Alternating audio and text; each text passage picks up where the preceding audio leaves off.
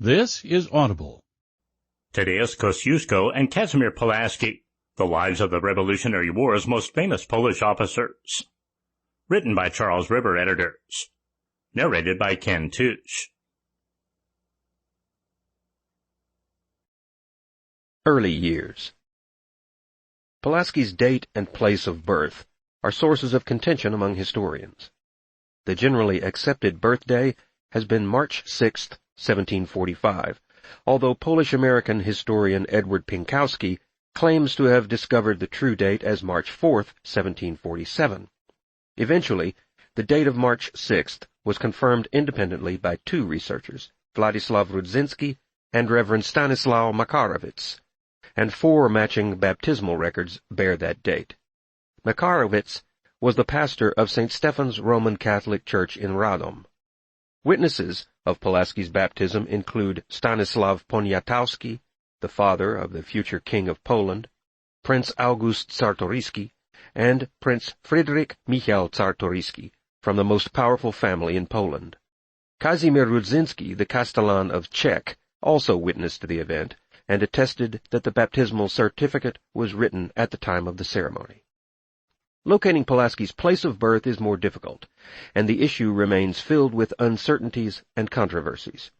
One account suggests that he was born in the Polish town of Warka, situated on the left bank of the Pilika River. The area in which his birth occurred is further narrowed to the neighborhood of Winiary, where he is said to have spent the bulk of his childhood. Others claim that Pulaski was born in Podolia, a region occupying part of modern-day Ukraine.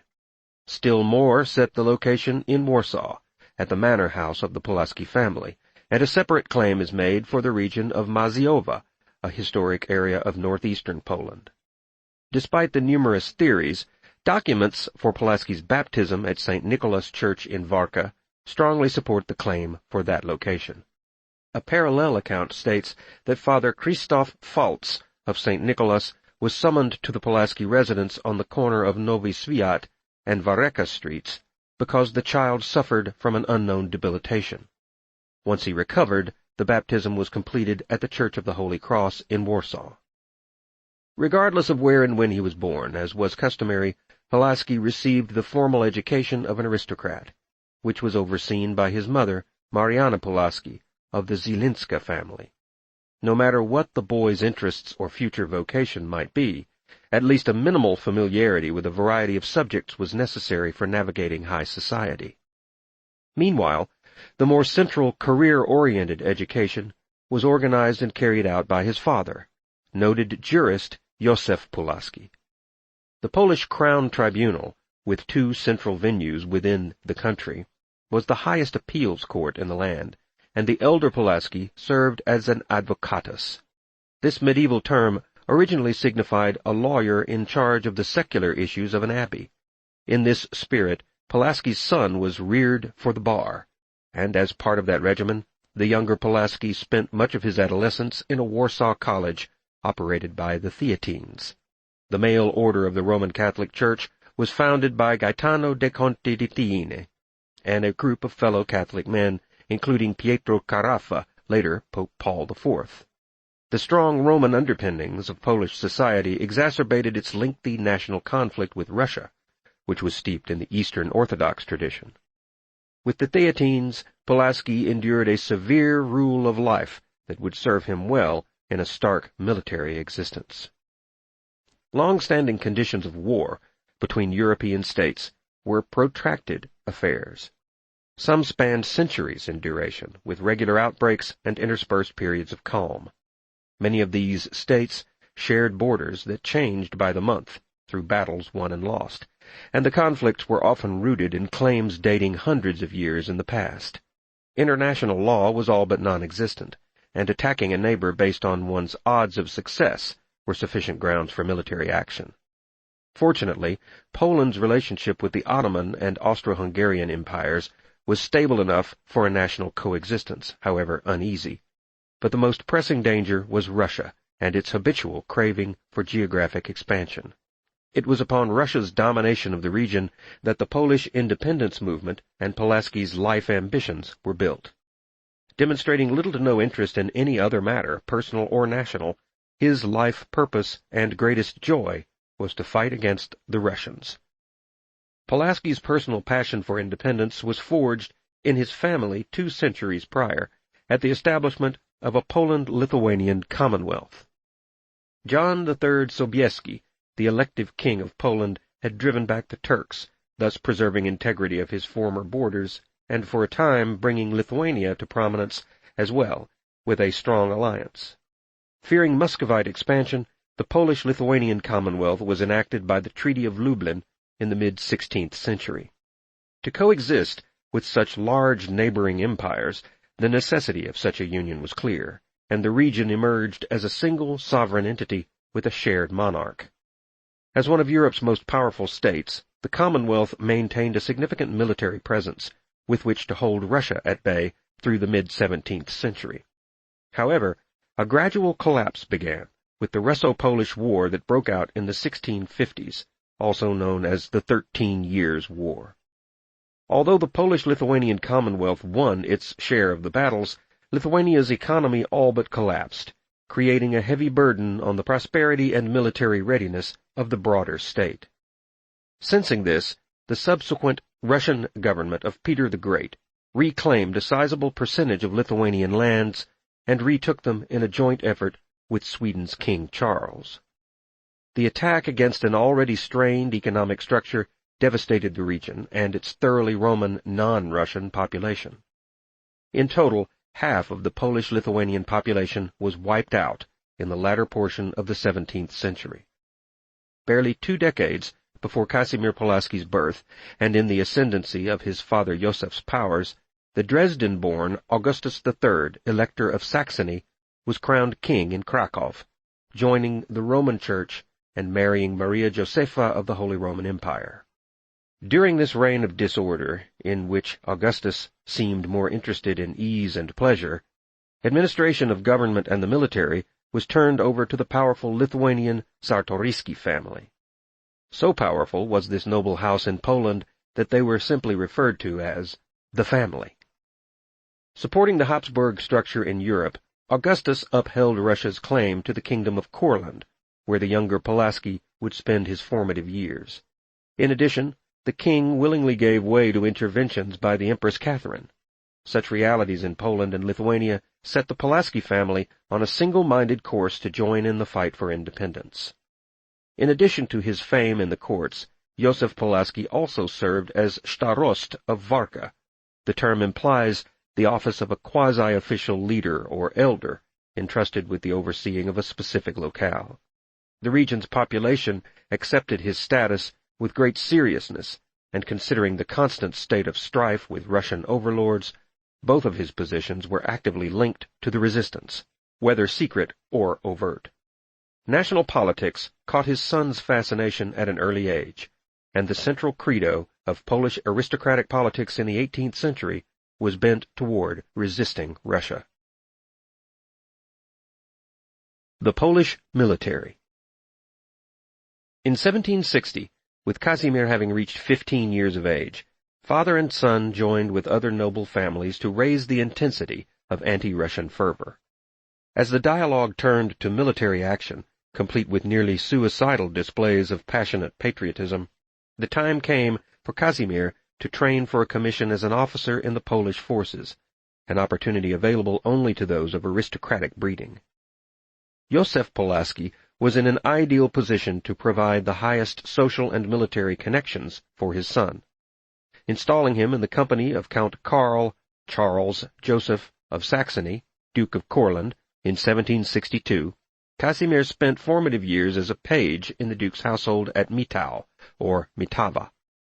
Courland was associated with Semigallon as well, a geographic entity situated in the Baltics, and part of the Lithuanian Commonwealth.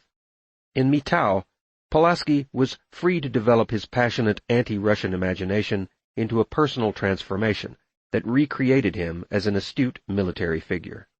Only one restriction weighed on his ardor. The entire household was required to maintain a low profile. Even the highest-born families in Poland were, at the time, kept captive by the occupying Russians, who ruled the region, and no overt countermove could be directed against the occupiers until forces were gathered and trained in greater numbers.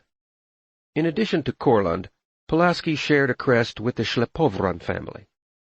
Through the influences of his environment and introductions to wealthy houses, he was able to learn a smattering of languages, enjoy the graces of the Czartoryski, absorb their national policies, and maneuver in the social strata of Stanislav Poniatowski, their brother-in-law. Poniatowski would in time become King of Poland. That same year, Pulaski had his first combat experience serving under Prince Charles and defending the Mitau, the capital of Courland itself, from a siege laid by the Russian army. Courland was preserved and would not be annexed by the Russian Empire for 3 more decades. In 1763, Augustus III died and was replaced by Stanislaus August Poniatowski. Barely past the age of 30, Poniatowski's ascendancy had been set from the time of his birth. His mother, the Princess Constantia, appeared in St. Petersburg with her substantial army to seek the Empress Catherine's assistance in overthrowing Augustus. Employing her considerable troops and influences, the Empress was only too happy to make certain that Poniatowski was installed, the two being former lovers well before her ascension to the Russian throne. As a sovereign, she forbade any action against the legal government structure of Poland while Augustus was still alive, but she subsequently supported Poniatowski generously. The new king was restrained by Catherine on the sole condition that he refrain from ever coming to St. Petersburg, regardless of the reason. The leanings of royal figures in the Polish-Lithuanian Commonwealth bore substantial importance, but in the Commonwealth their day-to-day agendas could be softened, postponed, or even eliminated through aristocratic resistance in the diplomatic arena. Thus, the succession of kings in the 17th and 18th centuries were, for the most part, held in check by the major houses, which acted by paralyzing executive action. All legislative actions affecting the larger state required unanimity, and a single voice could bring a halt to the proceedings through the use of a liberum veto, both useful and vexing in a judiciary riddled with corruption. With such counterbalances available, the election of Stanislav to the throne was for the time acceptable. A few among the aristocracy even displayed guarded optimism that he would allow the Commonwealth to go along in its own way. By 1764, Pulaski had attained the title of Starost of Zelulinci through his father's efforts, and during this period he lent general support to Poniatowski's reign despite his ties to Catherine. However, over the following 3 years it became clear to aristocrats of the Commonwealth that the king was unable or unwilling to curb Russian influence, and the growing perception of Poniatowski as a Russian puppet led to the emergence of an organized resistance, with support coming from legislative, judicial, and military luminaries throughout the Commonwealth. This group included Joseph Pulaski, and, through association, his son as well. Known as the Bar Confederation, aristocratic Poland's conceptual resistance to Russia soon crossed the line into armed rebellion. Within the year, Casimir was given the rank of pukovnik, the equivalent of a colonel for a Polish cavalry officer, and as such he was made a choragiev. The term began as the 14th-century Polish designation for the commander of a large cavalry unit, able to act either in support of foot soldiers or to move independently. Lengthy campaigns signaled the beginning of the resistance, not as a series of battles, but as an intense recruiting period of agitating within the Polish military. The widespread Polish units were ripening for such an appeal, and the initial efforts yielded a fair number of converts. Pulaski was already well versed in such exhortations to action. Before the young Empress of Russia installed her former lover as regent of Poland, Pulaski had already raised a small force called the Knights of the Holy Cross. Their distinctive uniforms featured a field of crimson on the right side of each man and a Tartar cap. In the first battles initiated by the Bar Confederation, the young Pulaski fared well, despite having little battlefield experience. His first victory took place on April 20th, 1764, near Pohorelek, presently situated in Belarus, near the border with Ukraine. A second victory came on April 23rd in Starokostianiev, now in northern Ukraine. Pulaski's first defeat occurred 2 days later, in Kasanovka. Such battles were fought with great frequency throughout the era of the struggle for Polish independence, and victory and defeat were normally categorized in statistical terms, such as by forces killed or wounded, and ground taken or surrendered. A foreign onlooker cannot assume from the occurrence of defeats that armies were annihilated or removed from functionality in a series of battles, most often fought in the vicinity of small towns and holy sites. The ebb and flow continued unceasingly through the Confederation's existence as a militarized unit. An exception to the norm occurred in early May, when Pulaski was forced to retreat from Khmelnyk, where he had prepared for a lengthy defense against a siege. Falling back to the monastery at Berdysov, Pulaski expertly defended the site against royal forces in league with the Russian army for 2 weeks, despite his slender forces. The siege ended on June 16th, at which time Pulaski was forced to surrender and was taken captive. A military observer of the time might have supposed that this spelled the end of Pulaski's participation in the war, assuming he was allowed to live at all.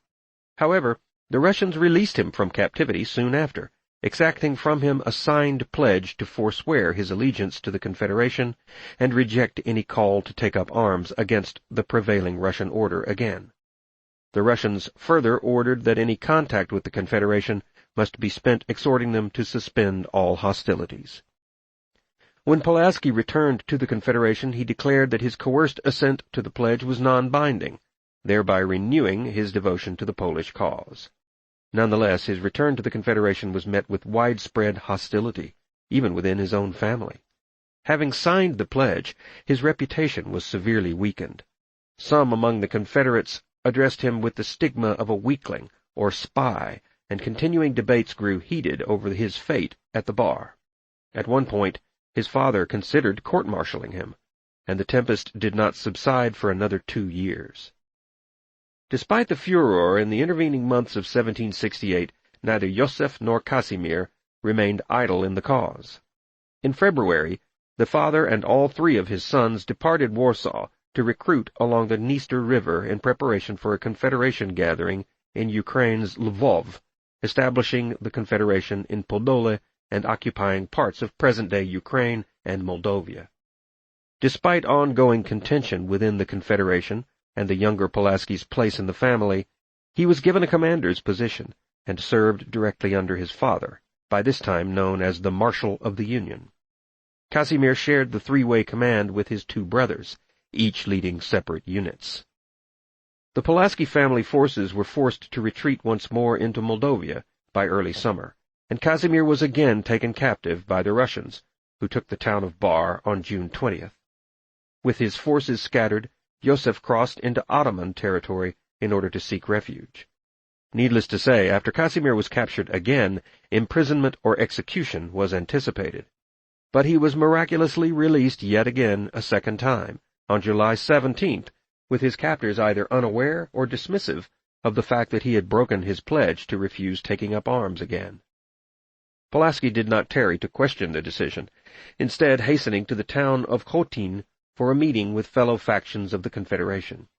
Khotin was a centerpiece in the Ottoman invasion of Moldavia and neighboring lands from the past century, at which time a Polish-Turkish alliance had been proposed but never established.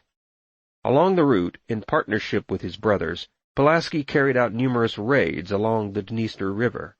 However, the once sympathetic Ottomans were not the friends for which the Pulaski family hoped, and Joseph was arrested in December of 1768 for what were described as intrigues within his Confederate camp. For over a year, the Polish leadership had all but washed their hands of Poniatowski. The dissatisfaction stemmed from his inability or unwillingness to resist Russia in any fashion. Despite his intimate ties to Catherine, the powerful houses had hoped for at least a stable status quo. The following February, Casimir conducted a raid in the vicinity of Zalesiki and another near Tlusty, both in northern Ukraine. During these skirmishes he received a notification from Confederates of western Little Poland, known as Malopolska, with instructions to join them in all haste. By March he was marching toward Krakow. On April 3, 1769, Joseph Pulaski died in a Turkish prison from an unnamed epidemic. For his family, life went on with little time to grieve, as all three brothers were leading units far from home. While Pulaski's two siblings were unsuccessful in an attempt to take Lvov, Casimir faced superior forces at the old fortress of Okopy, his base of operations in the Tarnopol region of western Ukraine. In a brilliant display of tactical strategy, he broke through the Russian siege on April 7th and was acclaimed as the regimentars, or governor, of the Krakow voivodeship. During the following 2 months, he operated near Przemysl, but despite his best efforts, he failed to take the town. For this he endured much criticism from his fellow Confederates. By June 3rd, Pulaski was on the march again, heading into Lithuania with a number of allies and a force of 600. His campaign was an attempt to incite a larger revolt against the Russians, and despite lacking major victories in his brief career, his talent for recruitment drew almost 4,000 men to the Confederation, a force which he was able to guide safely to the Bar's staging point, where they could be best utilized. While moving toward Zamość, his reputation blossomed, despite a defeat at the Battle of Vlodava on September 15th. So damaged was the structure of his force that the remainder of the year was taken up with rebuilding the unit in the Subcarpathian province. With a refreshed force, Pulaski moved toward Novi Targ and assisted in the suppression of a local leader's mutiny. Based in Izby, Pulaski moved through the region of southern Lesser Poland. There he experienced another setback at the Battle of Deborzin on June 9th. Shortly after, he was able to confer with other members of the Confederate leadership. This gathering included an appearance by Joseph II, Emperor of the Holy Roman Empire, who was complimentary of Pulaski's performance in the field. Less than a month later, Pulaski's camp was captured by the German-born General Johann von Drewitz. This forced Pulaski to retreat into Austrian territory, accomplished with little time to spare.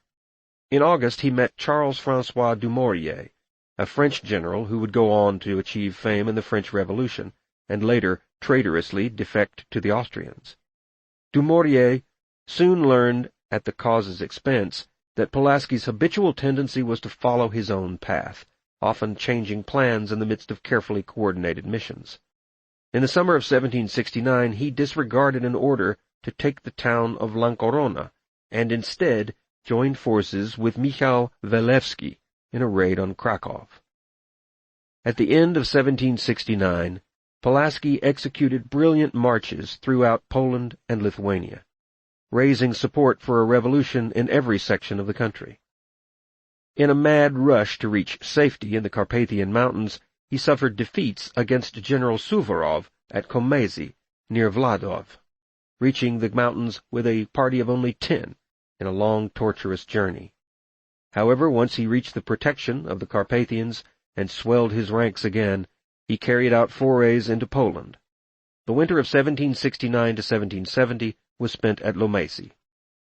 On the night of August 31st, 1770, Walewski and Pulaski departed for Czechoslovakia, taking over the Jasna Gora monastery on September 10th. Such a move was significant, as the monastery was considered one of the holiest sites in the Commonwealth. Situated in the city, the grounds housed a shrine to the Virgin Mary, featuring one of the world's most famous Black Madonna statues.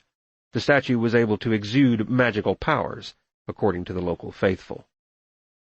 During his defense of the monastery, Pulaski met with Franciszka Krasinskich, a member of one of Poland's most important families. A high aristocrat from the Krasinski family, she was the wife of Charles of Saxony, Duke of Courland, and she would become one of Pulaski's most important protectors.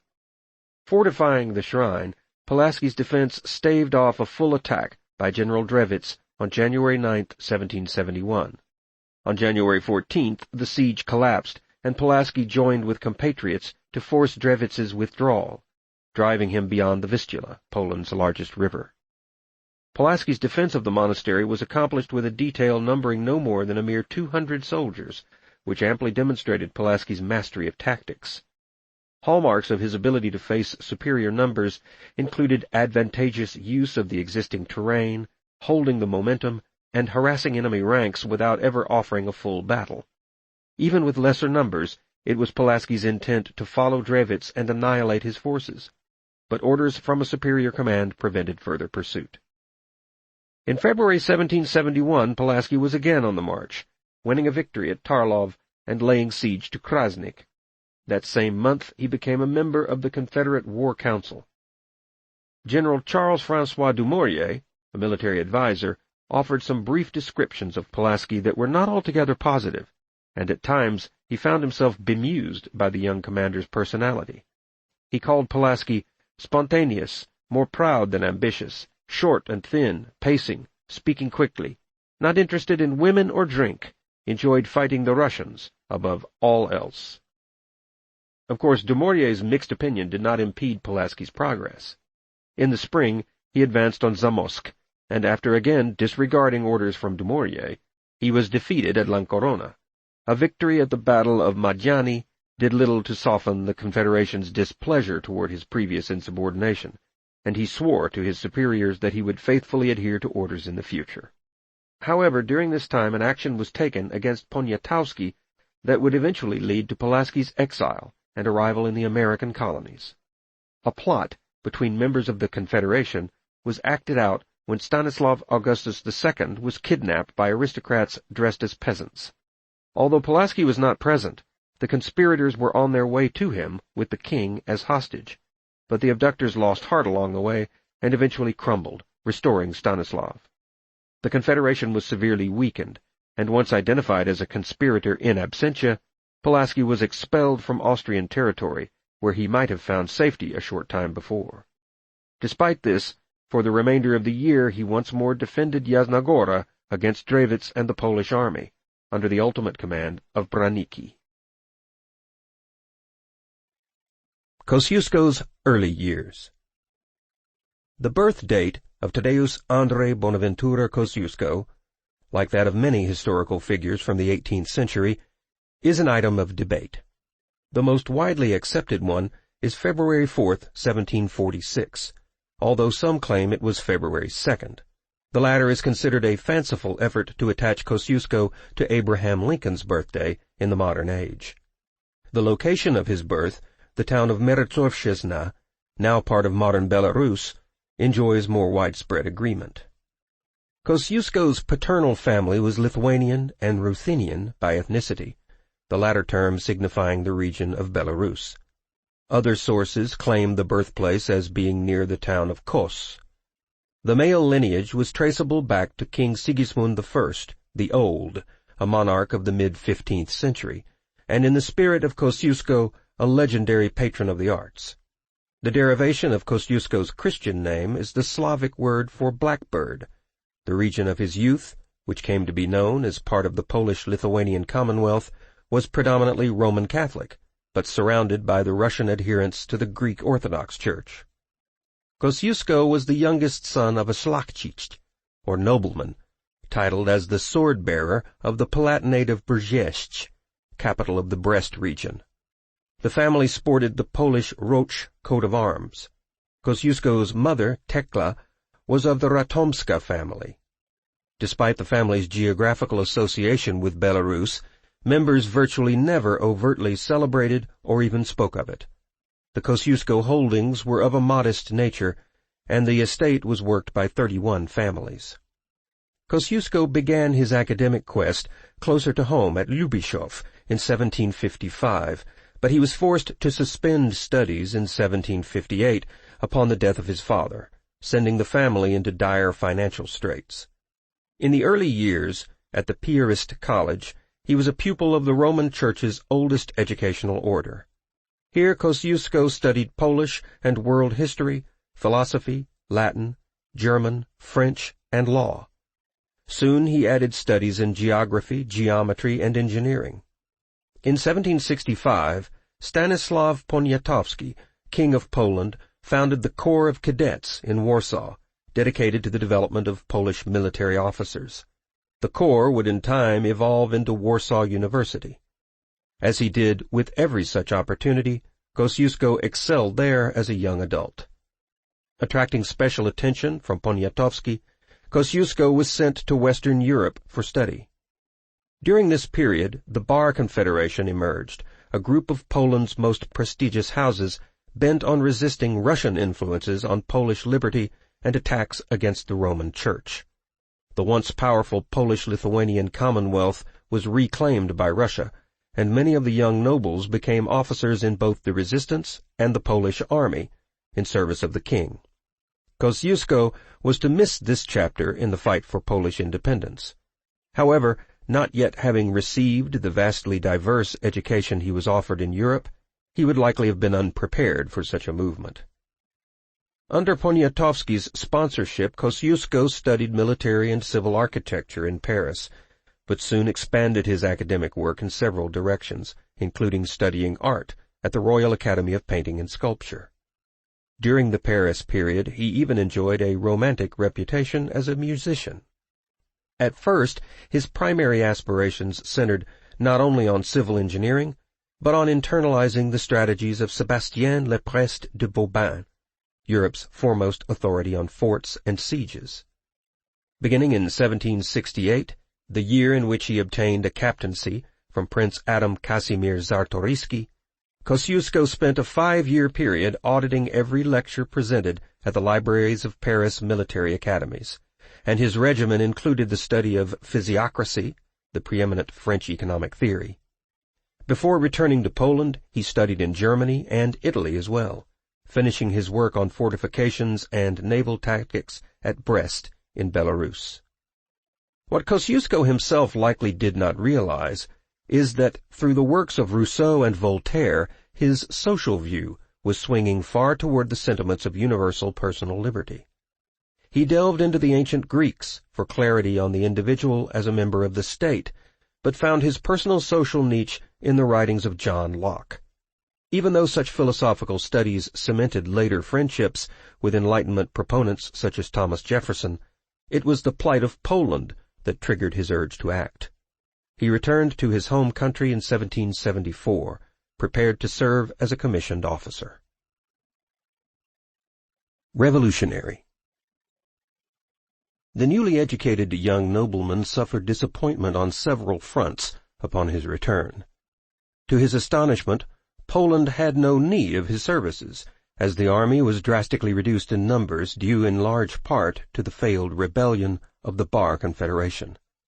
The nation suffered the first partition 2 years prior, and Polish independent forces were held firmly in check by Russian overseers. Kosciuszko took a tutoring position with the prestigious family of General Józef Sosnowski. There he taught 4 daughters in mathematics and drawing, but he committed the misstep of falling in love with the eldest, Ludwika, who reciprocated his feelings. Kosciuszko and his pupil attempted to elope without success. Before escaping the Sosnowski estate, he was beaten severely by the general's retainers, and he decided to flee the country for France, in fear of the family's further wrath. The physical abuse forever altered Kosciuszko's view of social hierarchy and class distinctions in general. Further disappointment confronted him upon learning that his brother had squandered the family fortune while he was away. He had intended to employ the funds in buying a military officer's commission, the standard practice for noblemen entering military service. Borrowing money from his brother-in-law and leaving Poland for the second time, Kosciuszko stopped in Dresden, a city known for its moniker, the German Florence. In 1775 he made application to the Saxon army, but was rejected. Proceeding to Paris, he made the acquaintance of Charles Noël François Roman de Lille, a like-minded artillery captain.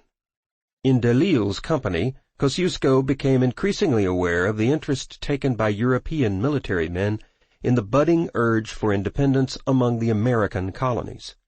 The looming British-American strife was a leading topic of conversation among the European intellectual class, and aspiring or exiled officers felt the pull of glorious employment and in many ways fulfillment of personal idealism. Destiny was forever altered for Kosciuszko after meeting a series of dignitaries in Paris. The most compelling conversation he had was with America's envoy to France, Benjamin Franklin. That Kosciuszko met Franklin at all was unusual, as he had no letters of introduction from any prestigious person or institution on either continent. Once granted an audience, he requested instead to be tested with an advanced exam in both engineering and military architecture in lieu of such credentials. In response, Franklin revealed the dire need for engineers in America by asking incredulously, "Who would proctor such an exam?" Kosciuszko was indeed tested in advanced geometry, scoring an impressive mark. However, the ensuing conversation with Franklin is what likely set his introduction to the North American continent in motion. By June of 1776, 1 month before the signing of the Declaration of Independence, he boarded a ship with de Lisle and other European military officers bound for Philadelphia. Generally accepted by most historians that the ship traveled by way of Santo Domingo, Kosciuszko's journey was an arduous one. More than one biographer has entertained the notion that the vessel was wrecked traveling through the West Indies, but such an account is unlikely considering his travel time and arrival within 2 months. Kosciuszko's dream of serving General Washington was impeded upon arrival, as much had changed since the Declaration's signing. The city of New York had fallen to the British, and Philadelphia was menaced. Fellow Polish officers were sent their separate ways, and de Lisle was almost immediately commissioned as a major in the artillery. With Kosciuszko's broad knowledge, some uncertainty persisted as to his most suitable role. Nevertheless, at 30 years of age, he strode into Philadelphia's Independence Hall on August 30th, 1776, with a stellar letter of recommendation from Franklin and an exceedingly high mark on a geometry exam. Armed with these, he introduced himself personally to the Continental Congress, causing one member to remark that the young Pole was of unassuming manners and grave temper. A typical response to a first meeting with Kosciuszko suggested that he was in some manner Byronic. He was immediately assigned to the U.S. War Department in the hope that they would know what to do with him. Ironically, he spent many of his early days in volunteer employment with Franklin. Residing in Philadelphia for a time, his first engineering assignment was to construct defenses for the city's waterfront at Fort Mercer. In tandem, he fortified Fort Billingsport and produced designs to protect the banks of the Delaware River, the clearest route for an invasion by sea. In one example of daring as an engineer, Kosciuszko installed palisades in the Delaware, forcing British ships into virtual canals from which they could be easily bombarded. Kosciuszko's redoubts at Fort Putnam provided defenders with a sweeping view of the river, allowing artillery to deliver a hail of fire onto approaching craft. News of such innovative defenses reached the ears of Congress in short order, and John Hancock promoted him to the rank of Colonel of Engineers. Soon after, Congress transferred Kosciuszko to the Pennsylvania Committee of Defense, where he participated in the planning and design of defenses protecting the congressional residents.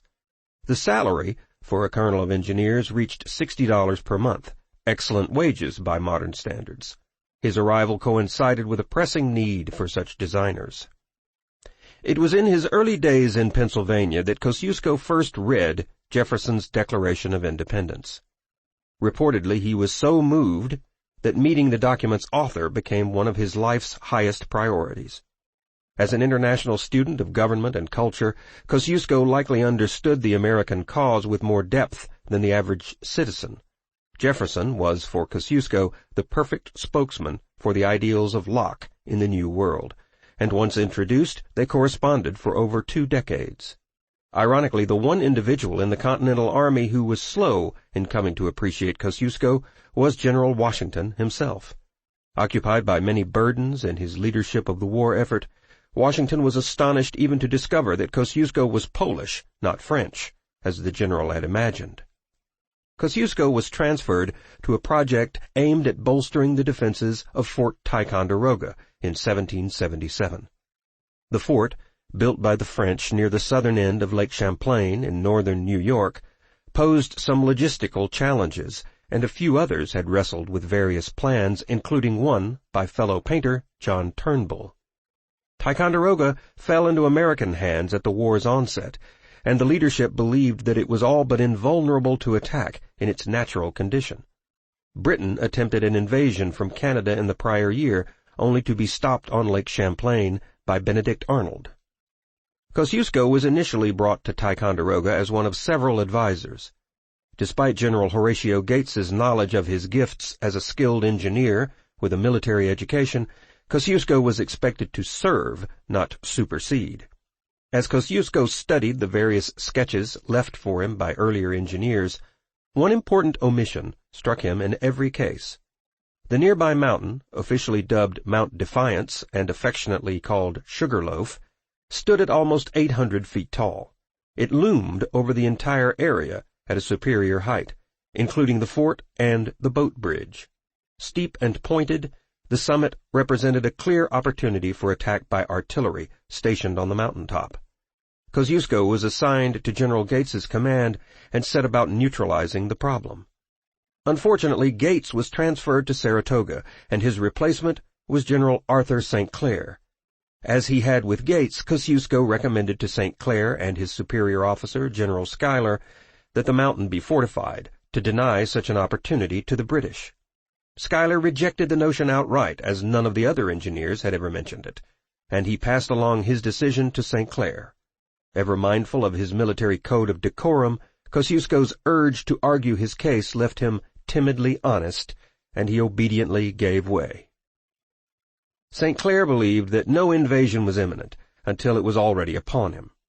Learning of Burgoyne's approach, he continued to believe that the British would march toward Philadelphia, and thus he left Ticonderoga vulnerable. Intelligence gathering was inhibited by Indians in the region interfering with scouts, and the error did not take long to victimize the fort. On June 30th, 1777, General Burgoyne arrived with a sizable force, prepared to take Ticonderoga, and only days after Kosciuszko's warning, the British could be seen hauling large artillery to the top of Mount Defiance, revealing Schuyler's mistake in rejecting the engineer's proposal. St. Clair understood that his career would be finished if he surrendered, and that fighting was his only option. However, the British settled in for a siege. On July 4th, the Americans held a quiet celebration, but Indian fires lit upon Mount Defiance gave away the advantage of surprise. Remaining in Ticonderoga became untenable, and the fort was quickly abandoned. St. Clair left a garrison of 1,000 to handle supplies at the fort, with the intent of having them rejoin the main body. Instead, the British found them drunk and asleep, and took the fort without firing a shot. Not only was the Lake Champlain route compromised, but the way was left open for Burgoyne to advance on Albany and General Gates's position. Not satisfied with taking Ticonderoga, Burgoyne sensed an opportunity to pursue and rout the fleeing Americans as they attempted to make a rapid escape by boat and land. The pursuit was foiled, in part by the resourcefulness of Kosciuszko, in charge of defending the rear of the retreat. He accomplished this by felling trees and repositioning boulders to block the trails. By diverting and damming the streams, the region's woodlands became a swamp through which the British were forced to travel at a snail's pace. Ultimately, nearly all of the fort's personnel reached safety. Schuyler and St. Clair were both removed by Gates, according to Washington's wishes, although both were later exonerated. St. Clair went so far as to request a court-martial in which he could fully explain his actions. Much of Kosciuszko's time in July was spent fortifying defenses along the Hudson River, but Burgoyne progressed toward an inevitable showdown with Gates that finally occurred between September 19th and October 17th. The confrontation between the two forces, the Battle of Saratoga, would be a turning point in the war that finally persuaded the French to establish an alliance with the Americans. Following Burgoyne's failure to subdue the retreating Americans, he moved to the banks of the Hudson to meet with a separate force under General Howe. Crossing the Hudson to encamp near Saratoga, he was initially unaware that Gates was camped only 4 miles away. Burgoyne's force was shrinking in numbers, and supplies were slow to move along the route from their origin in Canada. Gates's numbers, on the other hand, were increasing. They eventually reached 20,000, and resources for the Americans were available from a much shorter distance away. Kosciuszko was assigned the task of surveying every plot of land between Saratoga and Stillwater. Further instructions ordered him to design and build defenses immediately on the ground of his own choosing. The site selected was known as Bemis Heights, overlooking the Hudson and situated 3 miles north of the Mohawk River.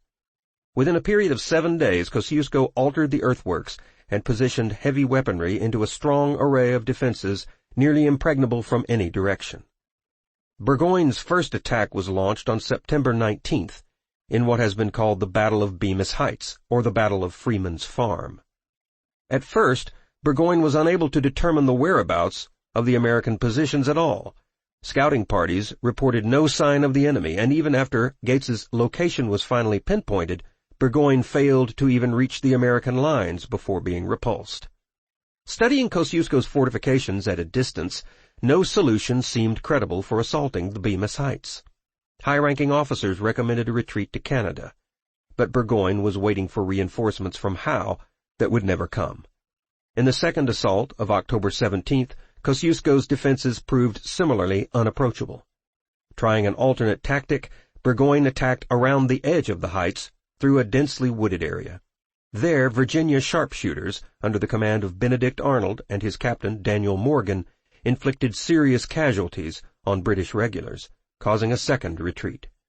Burgoyne's eventual decision to withdraw from the Hudson was made too late, and the entire British contingent of 8,000 was boxed in and forced to surrender.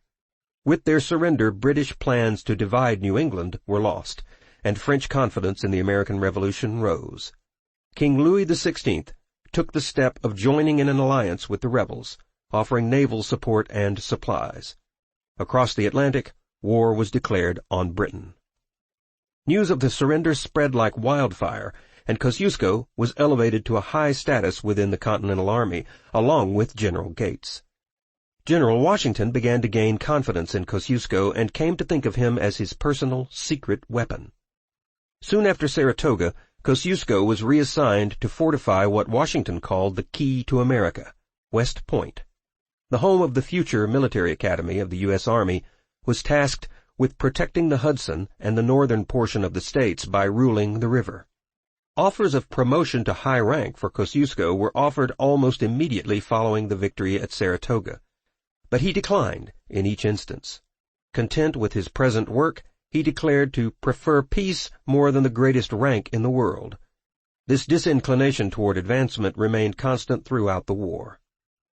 West Point was a prized possession of the Continental Army.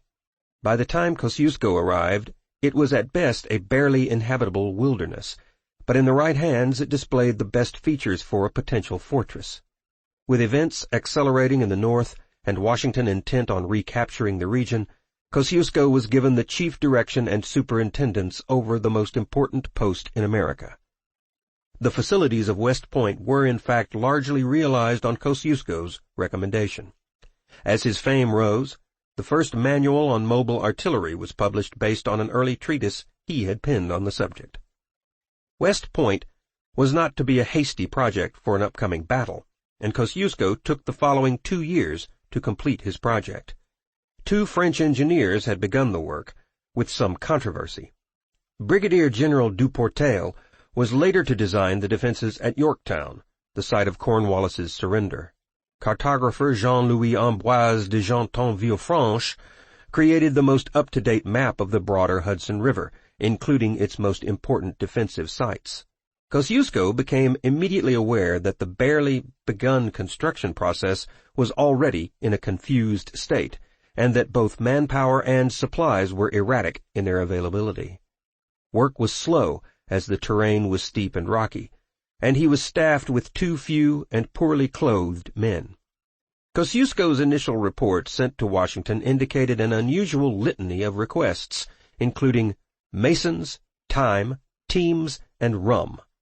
The latter proved to be an invaluable asset, as 20 of the carpenters were all but incapacitated from drinking nearby land water. At one point, weary of the seemingly endless task, Kosciuszko requested a transfer, but he thought better of it soon after. Once the worker and supply situation became more regulated, the regimen of building West Point's fortifications began to improve rapidly. Once the first ramparts were complete, military experts who visited declared it to be almost impregnable. Among Kosciuszko's designs that worked their way into reality was one of such epic nature as to cause astonishment among military engineers around the world. Despite its initial appearance of pure fantasy, Kosciuszko ordered a prodigious and heavy iron chain to be constructed and pulled across the Hudson, to be moored on the opposite shore.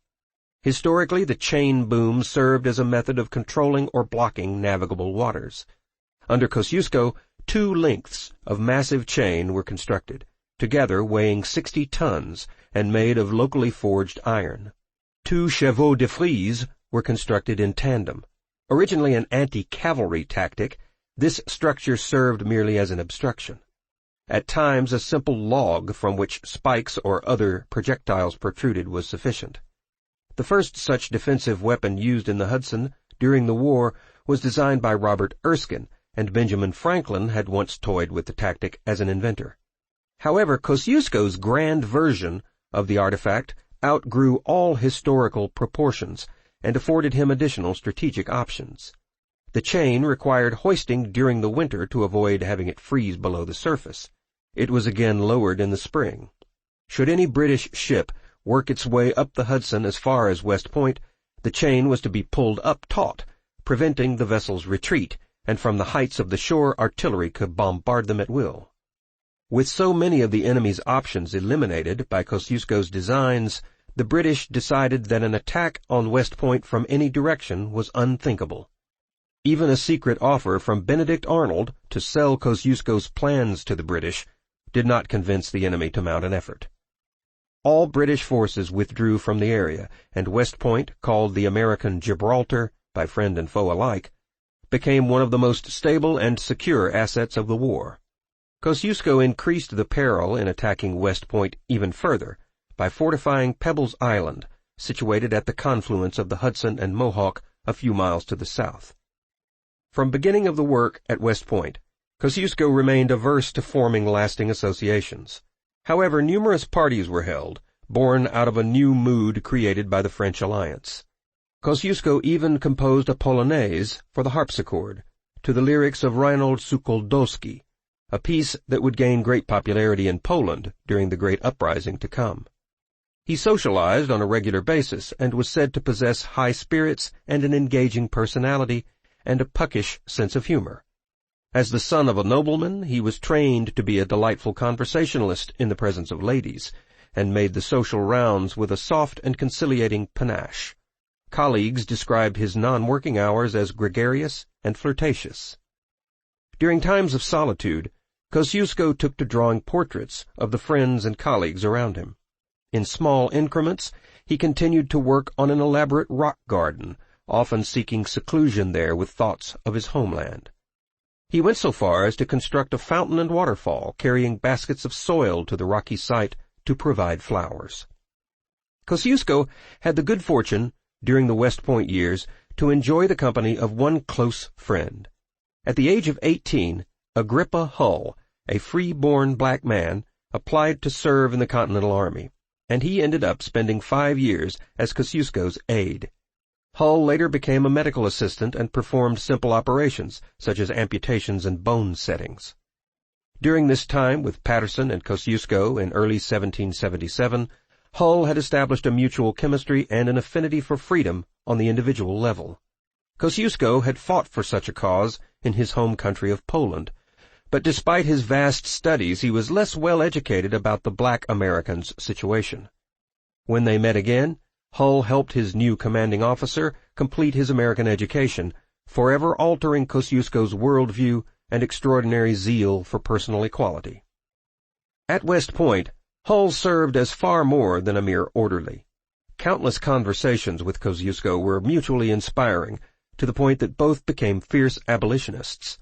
The common thread was Jefferson's famous document, which had caused Kosciuszko to weep upon his arrival. As friends, notions of rank and military formality virtually disappeared between the two. One famous anecdote corroborates both men's passion for equality. Kosciuszko departed West Point for 3 days to examine his positions, but rather than appointing a subordinate officer to remain in command, he left Hull in charge of both troops and civilians. It's hard to imagine how unprecedented a choice it was to appoint a black man over white troops in the 18th century. Dedicated as he was to a high level of service, Hull possessed an almost uncontrollable sense of humor as well. With Kosciuszko scarcely out of sight, he called every slave and freeman in West Point to assemble at his commander's headquarters for a night of feasting and drinking.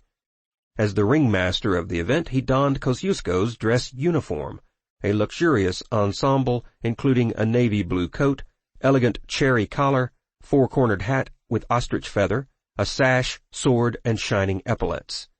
Since Kosciuszko had taken his good boots, Hull had to make do with painting his legs to imitate the presence of footwear. Parading as the new commander, he ordered his guests about, making the most absurd requests and feigning hysterical dissatisfaction when they were poorly fulfilled. Finally, he ordered a glass of water before turning it away once delivered, but things all came to a head when the glass was delivered to him on bended knee by a bowing and scraping Kosciuszko, who had returned to quite a ruckus. A general state of alarm erupted, once Hull recognized his commanding officer, and he later recalled that drawing a breath had been difficult at that moment. The guests, expecting to be whipped within an inch of their lives, hurled themselves out windows and escaped through whatever doors did not take them within reach of Kosciuszko. Hull, certain that he would die for his brazen behavior, began to beg for mercy before Kosciuszko had even said a word. Hull may not have remembered at that moment that his commander had refused one promotion after another and was generally dismissive of rank. As the poor orderly waited for the blow to fall, Kosciuszko straightened the uniform and instructed him not to speak, only to obey his hand signals. For the remainder of the evening, he escorted Hull from one officer's tent to another in full military dress, introducing him to the company of West Point as a visiting African prince. Although Hull was familiar to many of the men at West Point, not one individual appeared to recognize him as Kosciuszko's orderly. In a state of profound embarrassment, Hull continued to fret over certain punishment, but it never came. In the coming years, the story about Hull's use of Kosciuszko's uniform became a favorite of the descendants and friends of both men. Thanks to Saratoga and West Point, Kosciuszko's work as an engineer catapulted him to fame. From 1780 and into the following decade, he became a recurring symbol in American literature and poetry. Poet David Humphreys, who had served with Kosciuszko as a companion in the North and a member of a group commonly known as the Connecticut Wits, publicized the first efforts that turned the Pole into a national American hero. He penned numerous tributes to the newfound champion of Jefferson's doctrine of individual equality. In part, the frenzy over Washington's brilliant engineer was fed by an anecdote claiming that Kosciuszko offered to trade a captured British officer in return for a single slave held by British forces. Humphreys was later sent to Paris on a commerce mission by the Secretary of State. There he publicized the famous quip, "Our Polish friend, whose name still sounds so hard, to make it rhyme would puzzle any bard." Kosciuszko's personal euphoria following his time at West Point was unbounded. He declared in an August letter to General Gates, "I consider America my second country." In public, he gleefully announced on several occasions that he considered himself more than half a Yankee. However, he could not go long without a new mission, and he grew restless, waiting for the next project after such an exhausting and solitary existence at West Point. Joining the American Revolution. In November 1771, Pulaski was convicted of treason, despite his continued absence from the country. The prosecution held that his military raids performed at the time of the abduction were intended as a diversionary tactic, and he was sent into exile. Austria and Prussia maintained that Pulaski's intent was the crime of intended regicide, the killing of a king. His written rebuttal, in which he claimed no such intent, nevertheless confirmed that he was aware that an abduction was in progress. No longer able to find haven in Austria, he fled to Turkey in 1772. Later that year, he headed to the city of Nantes in France, eventually finding his way to Paris. Before long, Pulaski found life in a major European city intolerable, especially since it was far from the action between Poland and her foes, and because his life had stagnated with sparse opportunity to practice his career. In May 1773, he temporarily relocated again, this time to Dresden, due to its proximity to Poland. But while in Dresden, Pulaski received notice of his final conviction of treason, and he was stripped of all dignities and honors on June 7, 1773. Warned to avoid traveling in Poland at the cost of his life, Pulaski entered Turkey. On September 25th, operating under the alias of Corwin, he met with leaders of the Generality in Strasbourg, and he announced his willingness to participate in the war between Turkey and Russia. In the early months of 1774, Pulaski left Paris once again, this time sailing to Venice and Dubrovnik in order to reach the Turkish army fighting at the mouth of the Danube River. Finally, he reached the vizier's camp near the town of Varna in present-day Bulgaria. After attempting to form an Ottoman confederation along the lines of the Polish organization, the Turkish forces with which he allied himself were routed by the Russians. Pulaski barely escaped by sea and returned to France by way of Marseille. The return journey to Paris took 3 months. Yet again, life in France deteriorated almost immediately, as Pulaski lived on various loans and allowances, an unaccustomed and uncomfortable existence for an aristocrat. Casting about for military employment, he was unable to find an army willing to make use of his skills and experience, and on several occasions he spent time in prison for failure to repay debts. Despite the hardships, the French government understood that his military prowess was extraordinary, and as the French began to develop relations with the rebellious American colonies in 1775, Pulaski was recommended to the Second Continental Congress, General George Washington, and the American diplomats in France. In 1777, Pulaski met with Benjamin Franklin, the American ambassador, who successfully induced him to favor the plight of the colonies. Impressed with the encounter, in particular Pulaski's personal ideals in the fight for independence, Franklin recommended him to Washington, writing, "Count Pulaski of Poland, an officer famous throughout Europe for his bravery and conduct in defense of the liberties of his country against the 3 great invading powers of Russia, Austria, and Prussia, may be highly useful to our service." Initially, Washington was somewhat more skeptical, despite Franklin's description of Pulaski as an officer renowned throughout Europe for his courage and bravery. Other European military officers had already come to the colonies in search of adventure, and they'd had mixed results. However, Pulaski's case was supported by his friend Claude Carloman de Roulière, a French writer and historian, through the Marquis de Lafayette, already a legendary figure in the Americas. Eventually, a group of American commissioners paid for Pulaski's voyage from France to the city of Boston. Departing from Nantes in June, Count Casimir Pulaski arrived in Marblehead, Massachusetts, on July 23, 1777. When greeted upon his arrival, he reportedly declared, "I came here where freedom is being defended, to serve it, and to live or die for it." General Washington and Pulaski met on August 20th at the general's headquarters near Neshaminy Falls, situated between Trenton and Philadelphia. Wasting no time, Pulaski applied to Congress for a military commission on August 24th. After a brief stay in Boston, he returned to the new headquarters at Moland House in Warwick Township, Pennsylvania. Whether by a sense of caution or a procedural difficulty, Washington was unable to offer the newcomer an officer's commission at the time of their meeting. So over the following weeks, Pulaski traveled from headquarters to Congress, eagerly awaiting an appointment. In that time, Pulaski unexpectedly served General Washington by alerting him to British movements in his area. With the benefit of that information, Washington was prepared to meet General William Howe's forces near Malvern, Pennsylvania, for the Battle of White Horse Tavern, better known as the abortive Battle of the Clouds, on September 15th. The latter moniker became the enduring one when inordinately heavy rains made fighting impossible, causing both sides to withdraw. Pulaski, interested as he might have been in a revolutionary belief and the concept of equality, despite his former status as an aristocrat, prized a congressional commission. This was needed not only for positions of leadership, but to rejuvenate his wavering reputation in Europe, particularly in Poland. His application to Congress was laced with daring plans and theoretical mission strategies, such as capturing the French-held island of Madagascar in an effort to demonstrate his zeal. In addition, Pulaski revealed a central flaw in the American forces. The highest-ranking officers, including Washington, had no significant appreciation for or knowledge of European-style cavalry units. Despite Washington's description of Pulaski as a daring and energetic horseman, The use of dragoon units on horseback as high-speed raiders to harass enemies on the march was a glaring American weakness.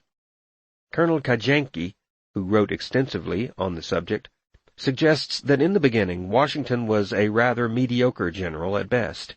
In the first battles of the war, according to Kajanki, the commander-in-chief was hesitant, opinionated, and frequently ill-informed. Unable to appreciate the value of cavalry until the latter stages of the war, the best use of a unit such as Pulaski's cavalry was beyond his comprehension. From a scholarly point of view, Kajanki's views were likely overstating Washington's deficiencies, in part as a form of supporting his fellow countrymen. But his assessment of the woeful lack of cavalry combat in the American military structure was certainly correct. Pulaski was eventually given the chance to prove his point, receiving his men and horses. But due to the leadership's insufficient faith in the unit's value, men from Pulaski's company were constantly stripped away to be employed in other tasks. Washington may have understood the advantage of mobility offered by cavalry units, but he did not fully embrace the use of cavalry as a shock force, as Napoleon would come to do so brilliantly a generation later. Devotees to direct offensive military action often criticize Washington in this way, dismissing his use of a Fabian strategy during the Revolution as timidity. Named for a Roman general who fought Hannibal during the Second Punic War, the tactic has been used throughout history as a method of wearing down a larger enemy in a war of attrition. Battles involving large numbers are avoided, and constant harassment of the enemy's periphery is crucial. By contrast, Washington is cast by many supporters as a master of the offensive retreat. Widespread consensus holds that had the general confronted Britain in force at every turn, the American cause would have been lost at the beginning. Authors such as Kajanki failed to mention that Pulaski himself employed the Fabian strategy in his successful siege defenses against superior forces. With or without the commission, sitting still and waiting for events to unfold was simply impossible for someone like Pulaski. His first battle on American soil under the command of George Washington took place at Brandywine Creek, 25 miles to the west of Philadelphia. British elements arrived under General Wilhelm von Knyphausen along the Great Road leading to the city, and General Cornwallis and his forces were a walking day's distance off. A company of British cavalry, comprised of American loyalists, was present on the perimeter, accompanied by a separate unit of German Jaegers traveling on foot. Although the term Jaeger translates to hunter, the description is used to signify German light infantry. The collision of British and American forces occurred 4 miles west of the creek, and the battle is also remembered as Chad's Ford or Welch's Tavern. When the firing commenced, Washington was unaware that Cornwallis's forces were marching from a distance of 17 miles in an effort to flank the Americans to the right. Cornwallis took 9 hours for his troops to cover the distance. The Jaegers shifted to the right as well, presumably to join with Cornwallis's effort. Pulaski, from higher ground, was able to watch the progression where Washington was not. Once the American general understood the British strategy, he chose not to move against the flanking strategy, but instead proceeded north and directly attacked Cornwallis, who had settled on Osborne Hill, favorable high ground. British troops were resting from the day's march, and Washington's maneuver may have been based on that knowledge. Pulaski, sensing that the battle would be a lengthy one, took the time to personally examine the weaponry of each soldier in his company. Swords, pistols, and 400 horses all came under his direct scrutiny before taking the field. Once on ground suitable for viewing the entire theater, he remained at his position for nearly an hour, refusing to move until he knew precisely where each force was. Despite the incessant noise and unpredictable shifts of the battle, he continued to send out and receive small scouting parties, carrying precious information. Receiving an order to move forward and attack Knyphausen with Washington before Cornwallis's arrival, he hesitated a moment longer, keeping his eyes constantly to the right to see if he was being drawn into a flanking ambush. A soldier in Pulaski's company later recalled that once the intrepid Pulaski finally moved with speed and precision, the tall Pole, bare-headed, was like some warlike presence come up out of the solid earth. He further recollected that a cannon blast exploded on the very spot where his commanding officer had just stood, watching from his horse. Still observing the right, Pulaski could not help but sense that the order to attack forward might be countermanded. His suspicions proved to be correct, as Cornwallis, now in view, went off to another quarter on the right. The British line continued to fall away rightward, in an assumption that Washington was getting the worst of it and would soon seek escape in their direction. Pulaski and elements of his cavalry instantly changed course and moved quickly to the right, over fences and all manner of natural obstacles. In short order, Pulaski found ground offering a favorable opportunity. As expected, Washington had wandered into a superior force on better ground and was indeed seeking escape to the right. Pulaski quickly rallied 30 of his cavalry, a sufficient number for cutting off the enemy from Washington's retreat, and once clear, Pulaski covered the rear of Washington's unit until a safe location was reached. In congressional circles, Pulaski's alertness became known as his first blow in defense of American liberty. 4 days after Brandywine, the Congressional Commission was approved, naming Pulaski a brigadier general and general of cavalry. A few hundred men were provided to be trained by Pulaski, and he used the time before their arrival to pen new regulations to achieve the kind of discipline enjoyed by European cavalry units. Unfortunately for the colonies, the Battle of Brandywine put the city of Philadelphia in a vulnerable position, and within a day or two the British secured the city, leaving a garrison there of almost 4,000 soldiers. In a startling perspective, the British and American forces that met at Chad's Ford in rural Delaware County, Pennsylvania, numbered 30,000. The ground became a historic site in future years, and the Continental encampment was estimated to take up 52 acres. In 1 day of battle, the Continental Army lost 1,100 men, and almost all available artillery. Soon after Brandywine, Washington's new brigadier general of cavalry joined the American foot soldiers at the Battle of Germantown, as it is sometimes called, or the Battle of Warren's Tavern. With a new commission and at least a moral victory in hand, Pulaski had purportedly exceeded the boundary of a fussy officer to that of a zealot. He demanded much of his men, in part because they had so much to learn and so little time with which to perfect European-style cavalry combat before their lives were put on the line. Complaining of erratic, often non-existent funding from the Congress, Pulaski used personal resources to purchase and repair equipment. Pulaski acquitted himself well in the fight at Germantown, but the Continental Army suffered severe casualties, twice the number incurred on the British.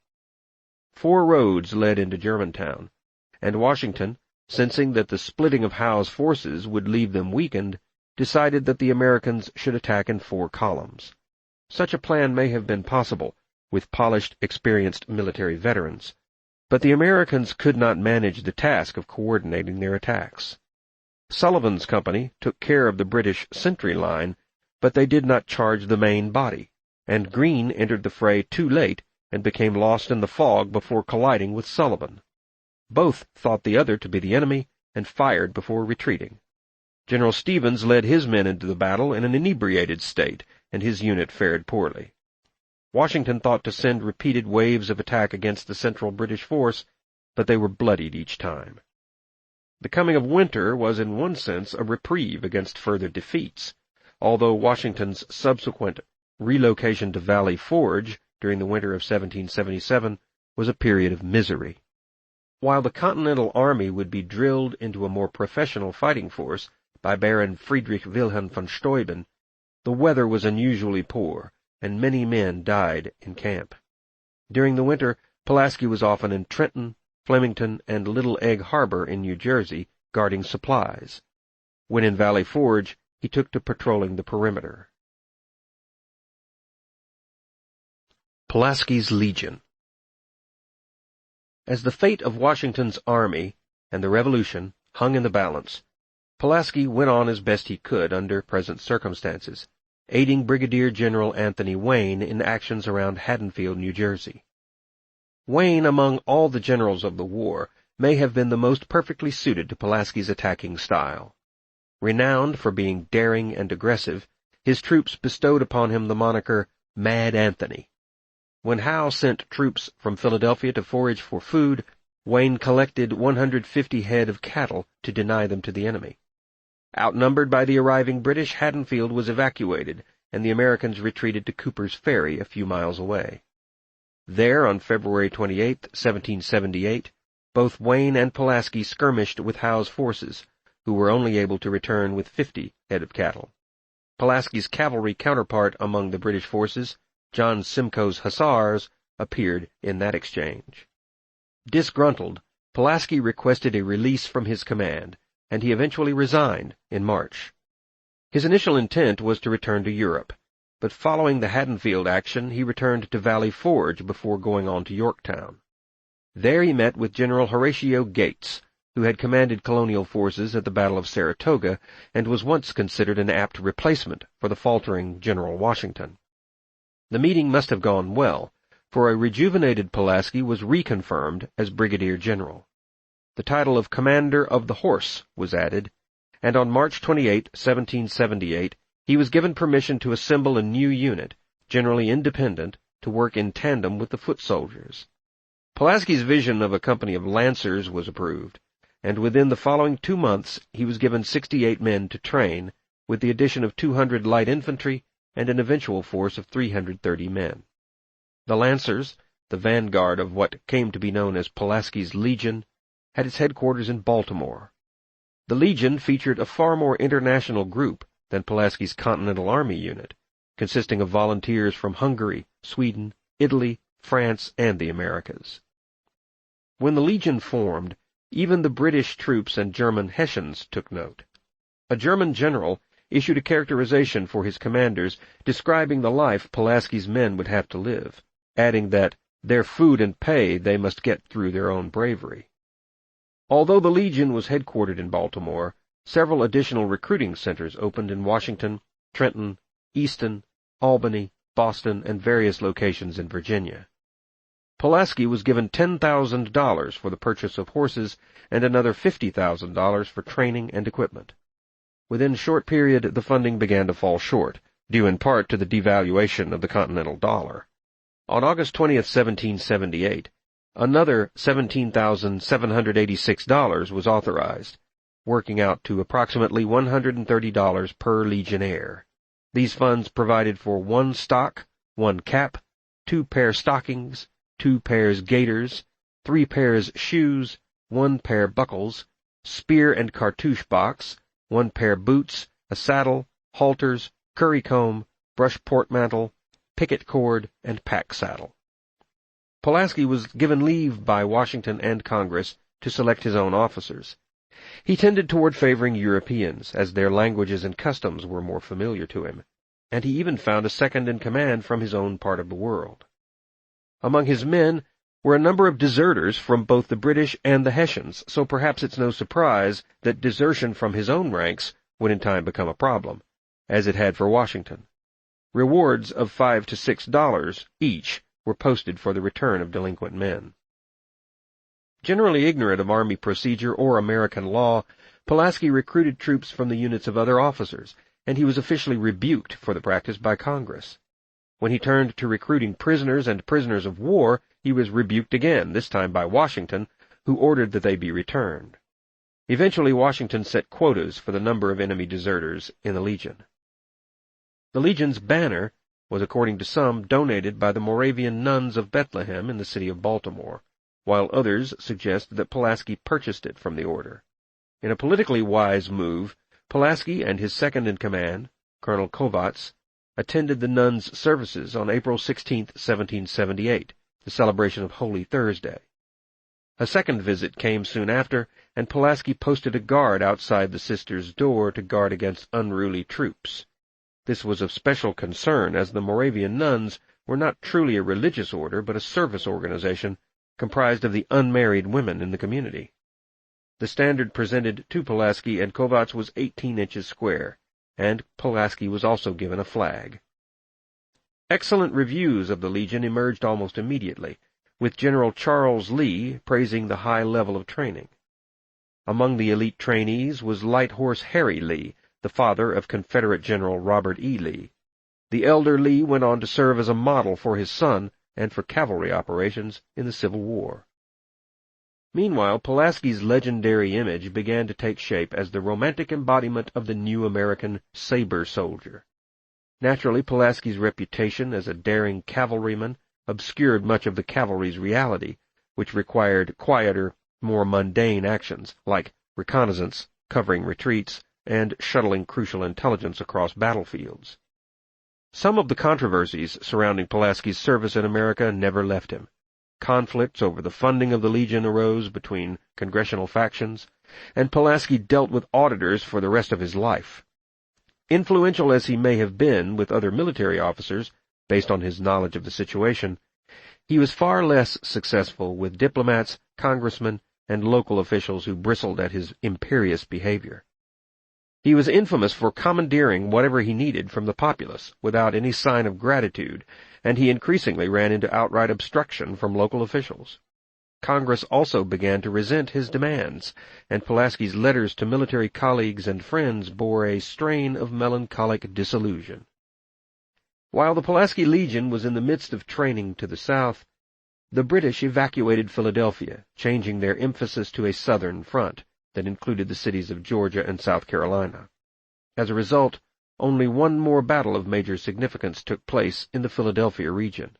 This was the Battle of Monmouth, fought in Freehold, New Jersey, and resulting in yet another victory for the British in June 1778. Pulaski was incensed at not being present for a battle in which a cavalry unit could have altered the results. Said to be furious, he doubled his efforts to complete the unit's training, unaware that other maddening situations would delay the Legion's deployment. Once prepared to march out as a valid fighting force, all of Pulaski's elements rendezvoused at Wilmington, Delaware, and by September 1778, the entire force reached Philadelphia for review. The Legion passed inspection brilliantly and was officially accepted into the Continental Army. However, as they prepared to depart for a first mission, the entire unit was detained. To Pulaski's astonishment, he was called to discuss multiple irregularities in his students' records and accounts with a congressional auditor. Once the matter was settled, the Legion again prepared to set out, only to hit another snag when Pulaski was ordered to appear in Princeton, New Jersey. A local magistrate had ordered the sheriff to serve Pulaski with a warrant for resisting civil authority in a case involving a wronged citizen. Pulaski appeared personally before the magistrate on October 2, 1778. Entirely unaware of the legal underpinnings of the conflict, the account in question was finally adjusted, and the creditor was satisfied. Barely 2 weeks after those decisions, Pulaski and the Legion were finally cleared to move. Death and Legacy. On October 15, 1778, Pulaski was ordered to Little Egg Harbor to protect American supplies. There his unit was badly mauled in a surprise attack by the British. Little Egg Harbor, located to the southeast of Philadelphia in New Jersey, was the site of a quiet war between American privateers and British troops acting surreptitiously to prevent marauding against British ships. Captain Patrick Ferguson was wreaking havoc in any way he could against colonial shipping, simultaneously suppressing privateers. Pulaski was ordered to resist Ferguson as best he could, so he camped along the Mullica River with the newly trained cavalry unit and 3 companies of light infantry, 3 troops of light horse, and 1 artillery detachment. The bulk of men under his command were deserters, unwanted anywhere in the vicinity of General Washington, and a small group of foreign adventurers. Although Pulaski arrived too late to stop Ferguson entirely, he was able to prevent an attack on the ironworks at Batstow, and he successfully interfered with several assaults on the privateers, but his luck was not to last. One of the deserters informed Ferguson of the whereabouts of Pulaski's camp on a farm close to the river's edge, and in response Ferguson gathered a force of 250 men from the 70th Regiment, the 3rd New Jersey Tory Regiment, comprised of American Loyalists, and a substantial naval force. Ferguson's raiding party rode in the darkness for a distance of 10 miles. Reaching Osborne's Island, they walked 2 more miles to Pulaski's infantry post and encountered 50 men a short distance from the main encampment. At approximately 4 a.m., Ferguson charged 3 houses and bayoneted 50 American troops. Pulaski heard the commotion and quickly rallied his dragoons, driving Ferguson's party back to their boats. The British were later accused of having committed an illegal massacre, but the British commander denied all charges. Despite Pulaski's attention to detail and excellent training methods, morale was low within the unit. He still possessed little or no command of the English language, and the Americans displayed a general resentment toward serving a foreign officer, particularly one with such an imperious personality. Pulaski's tendency to cause friction with everyone grew tiresome at every level of command, and even fellow Poles were put off by his personal style of leadership. Ideas about European discipline and techniques bred discontent despite the lack of a sustainable alternative, and to exacerbate the situation, pay was in arrears from Congress. In July 1779, Pulaski and his legion were ordered north to the township of Minisink in the upper Delaware River Valley. The British had forged alliances, usually through bribery, with elements of the northern tribes, predominantly Iroquois, and loyalists from the region were interspersed within these hostile elements. On July 19, 1778, a large band of Iroquois attacked the town, burning homes and barns and inflicting a significant loss of property. The Goshen Regiment was sent out to defend the town and pursued the attackers several miles to Beaver Creek. A battle ensued, and the regiment took heavy loss of life, including Colonel Tustin and several officers. Captain Wood was taken prisoner. On July 22nd, Pulaski joined the fray, and the raids were suppressed. But he believed being assigned to such a mission was a distraction from his role in the revolution. He had come to fight the British troops, not their paid lackeys. The tactics of European-style cavalry were somewhat unsuitable for such a combat scenario, and Pulaski complained that his command was too tame, and that there was nothing to fight but bears. Again, Pulaski prepared a letter of resignation to Congress, but he withdrew it upon his reassignment to the Southern Front in South Carolina and Georgia. After General Gates stopped a British invasion from Quebec at Saratoga, and France declared war on Britain, the strategy to win overwhelming victories in the northern colonies took a back seat to a focus on the southern colonies. Switching to a strategy of attacking port cities, the British leadership shifted their troops and naval forces southward in order to choke off American naval and land movement in and around Savannah and Charleston. Savannah was already captured, and the siege of Charleston portended further disaster for the Continental Army and militias. Sir Henry Clinton left the New York garrison under the care of Knyphausen and sailed south to support the British. The British presumed to hold an additional advantage in the south in the belief that many loyalists in the region would rise up in rebellion.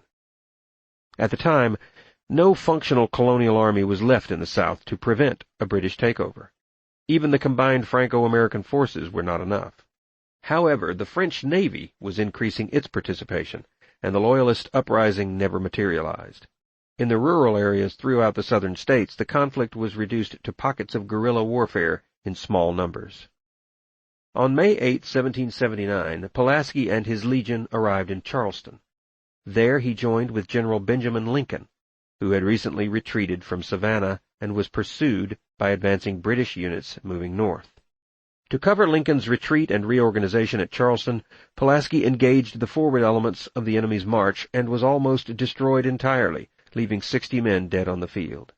He retreated to the safety of the city, still in possession of defensive artillery. At the time, his action took his unit too far from such protection, and the decision was described as ill-judged, ill-conducted, disgraceful, and disastrous.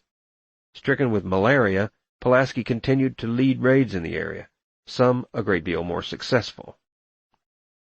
An American naval force of 4 ships, under Commodore Whipple, attempted to block the harbor to Sir Clinton, but thought better of it and scuttled his own ships, removing the cannon to shore defenses. Governor Rutledge ordered 600 slaves to erect fortifications, but only the mobile horseback units were still capable of significant movement. Pulaski captured a British outpost near the Ogeechee River, and on May 8th joined with American and French forces in an attempt to break the siege. Eventually, Clinton shelled Charleston from the harbor, employing heated shot that set many of the city's structures on fire. Those who could avoid the surrender moved on, including Pulaski, who arrived in Savannah on September 14th and assisted in a siege on British forces holding the city. Retaking Savannah should have been one of the Franco-American alliance's best opportunities during the campaign in the South. The French Navy entered the city's port with 47 ships, carrying 5,000 soldiers, a number that included 500 Haitians.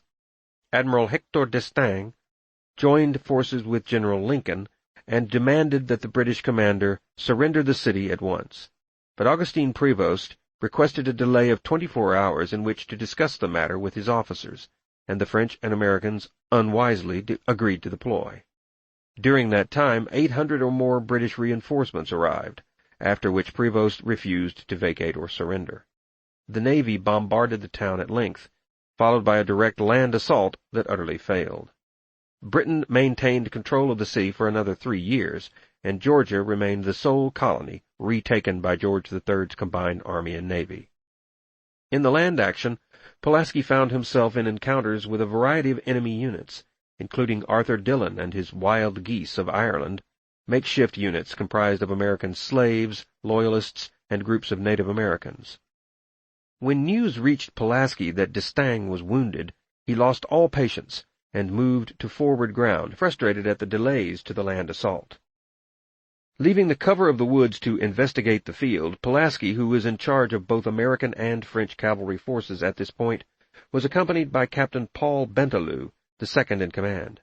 According to Bentelou, Pulaski found himself in a crossfire, realizing too late that the French had mistimed the assault due to fog. Other accounts suggest an opposite sequence of events, claiming that d'Estaing attacked prematurely, and that due to the fog directions became confused. The Americans and French were thrown off the plan's timing and could not recover. However it happened, Pulaski, alone in the front lines, was hit by a cannon blast, striking him with grapeshot in the thigh. Assuming that their commander was dead, the cavalry and foot soldiers under his command, sensing the futility of an assault, retreated. One of the most credible popular accounts, despite being one of the most poetic as well, is found among the works of Southern author Bernard Preston Wolfe, a noted physician in the Atlanta area. Wolfe's ancestor served with d'Estaing and claims to have witnessed Pulaski's death in Savannah. One might wonder at the physical distance between Pulaski and d'Estaing, as the Pole required a messenger on the battlefield to inform him of the French leader's wounds, yet Wolfe's witness writes that the general stood upon the saddle, grasped the pommel with both hands, then, in a moment of disbelief, slid into the arms of Ambrose and his staff officers. Bentelou managed to remove Pulaski from the field, and out of respect for the fallen cavalryman, the British held their fire until Pulaski was taken safely away. Physician James Lina was able to remove the grapeshot from Pulaski's leg, and he later claimed that he could have saved the officer's life had he remained in camp. However, Pulaski was relocated to the USS Wasp for transport out of the battle zone, and died on the ship. His death reportedly came on October 9, 1779, at the age of 34. Alternate accounts claim that Pulaski's date of death was October 11th, and others claim that he lingered on to October 15th. Pulaski never married, and it is generally accepted that he has no living descendants. Several witnesses close to the event maintain that Pulaski was buried at sea, a theory spawning multiple sub-narratives. According to this belief, the most likely location was the spot where the Savannah River meets the Atlantic. However, Samuel Bulfinch, the captain of the Wasp, may have been misunderstood. His letters suggest that the burial at sea was ceremonial and that Pulaski was laid to rest on land while the Wasp was moored. Coffins were not the norm in time of war, but ship steward and purser Eleazar Phillips claims to have fashioned a coffin for Pulaski's burial on October 15th. The Greenwich plantation family, the Bowens, passed word of the burial down to their descendants, and the grave was frequently shown to visitors and young family members. News of Pulaski's death sent a shockwave through the American public, and his legend as an American patriot was forged almost instantly. While witnesses and archivists grappled with the exact nature of his death, Germantown, Pennsylvania changed its name to Pulaski Town. In Virginia, the General Pulaski Social Club was established, and Kentucky established a Pulaski City. The idea that Pulaski was buried at sea lost favor through the years, following a symbolic funeral in 1793 in the city of Charleston. That year, relative Antoni Pulaski obtained an official government renunciation of the hero's sentence from actions committed 26 years prior in Poland. Despite much mention in the literary works of his native country, his estates were eventually confiscated by the occupying Russians. In 1824, former Captain Bentelou penned an essay entitled "Pulaski Vindicated from an Unsupported Charge," and took direct exception to his purported burial at sea. The essay asserts that Bentelou's commanding officer died of gangrene in the city of Savannah. The added claim that he was buried in South Carolina on the grounds of Greenwich Plantation, Tybee Island, near Thunderbolt, has been widely corroborated. The Bowens of Greenwich Plantation, passionate American patriots, supported the captain's letter from the Wasp and continued to insist that a burial at sea was more ceremonial than actual. In the same year, Savannah erected a 55-foot obelisk in Pulaski's honor in Monterey Square. The cornerstone for Pulaski's monument in Savannah was laid by Lafayette himself at Chippewa Square. The French legend, perhaps the only foreign soldier in the American Revolution to outshine Pulaski in fame, was making a grand tour of the United States, and during it he praised Pulaski's memory. The debate surrounding Pulaski's death raged through the following decades, and in 1825 Major Bowen of Greenwich again addressed the conflict head-on. Engaging a crew of diggers, the remains in the Greenwich tomb were exhumed and sent to a medical college for a period of 8 months.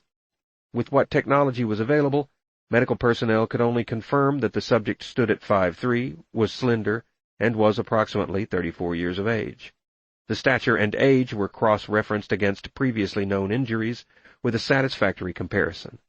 Peripheral theories go so far as to posit that the medical college discovered that Pulaski was indeed female and working in disguise. Bolstered by observations that he had no wish for relationships or the trappings of male friendship, the idea flourished briefly, but it found no historical or medical traction in the modern age.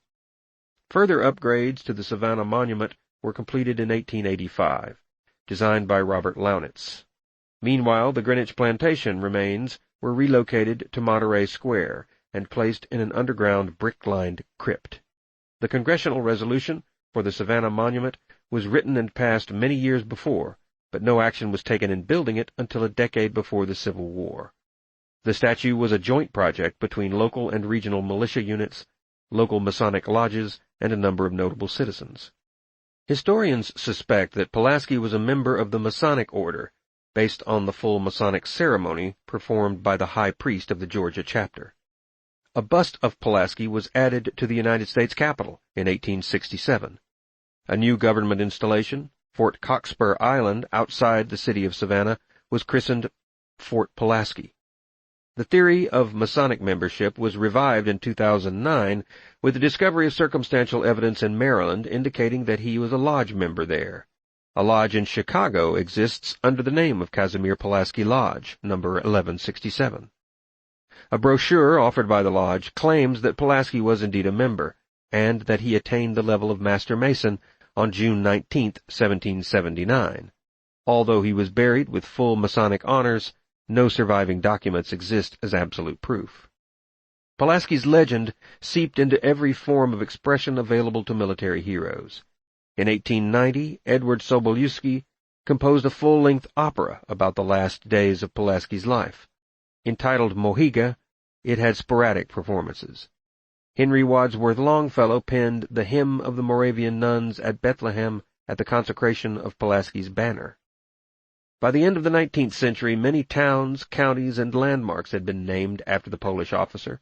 In the state of Illinois, boasting a large Polish population in the city of Chicago and elsewhere, Casimir Pulaski Day is regularly celebrated on the first Monday in March, commemorating his birthday.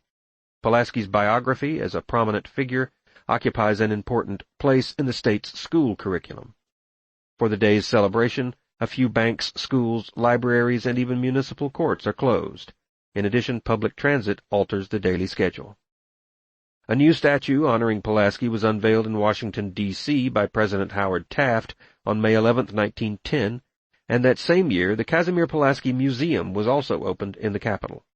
The Pulaski State Park covers 4,000 acres on George Washington Avenue in the Washington, D.C. area. The arts again took up Pulaski's story when Adolf Nowozorycki's play Pulaski vs. America opened in 1917. 10 years later, a Pulaski museum in Krynica was completed, the first ever established on Polish soil. Even modern media has not entirely forgotten Pulaski's exploits. In The Mysterious Stranger, a 1960s episode of the American television western Sugarfoot, a character named Frederick Pulaski is featured. The writer mistakenly conflates the family connection of Casimir Pulaski with that of Paderewski, concert pianist and later premier of Poland. The character is portrayed by Adam West, best known for his role as Batman.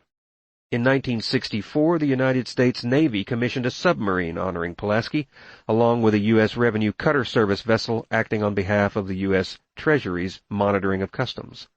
Fort Pulaski still functions after its commission in the Civil War.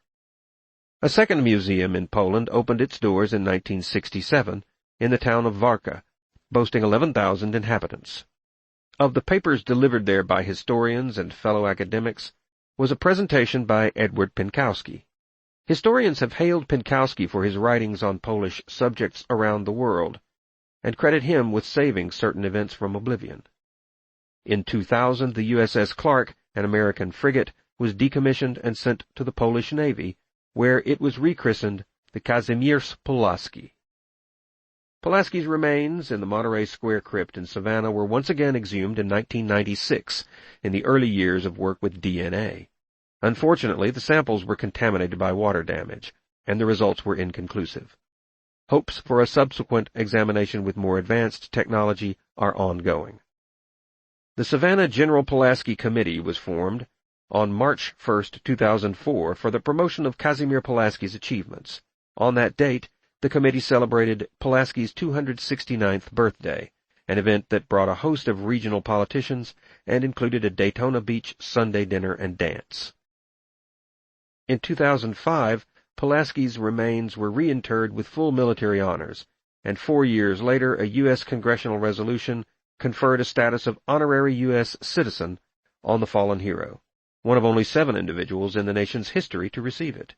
President Barack Obama signed it on November 6, 2009.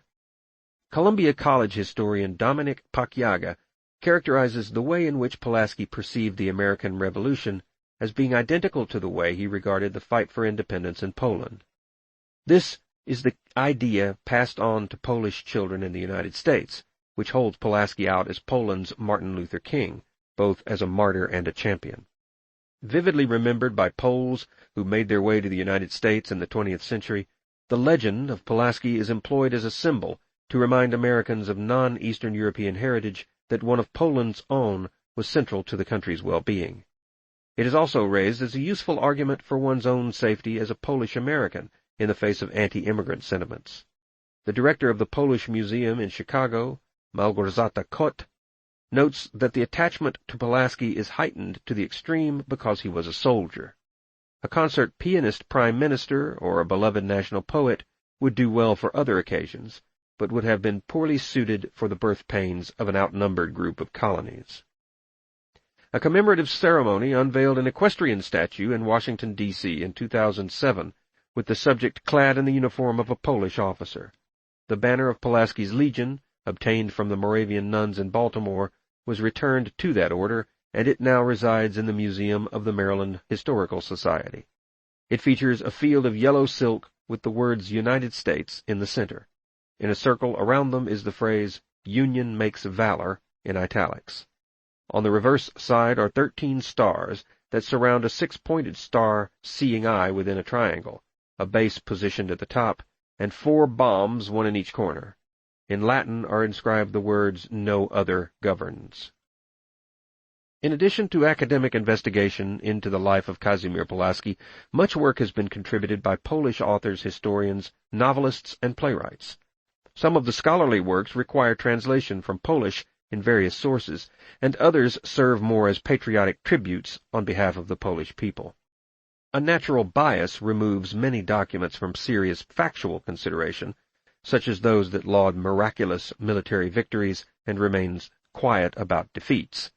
Popular accounts are frequently sown from secondary sources, throwing no new light on the topic at hand. Still a vital figure for the Polish-American population and its justification for participating in the American experiment, the Knight of Liberty receives liberal treatment as a patriotic exhortation in the Polish tongue.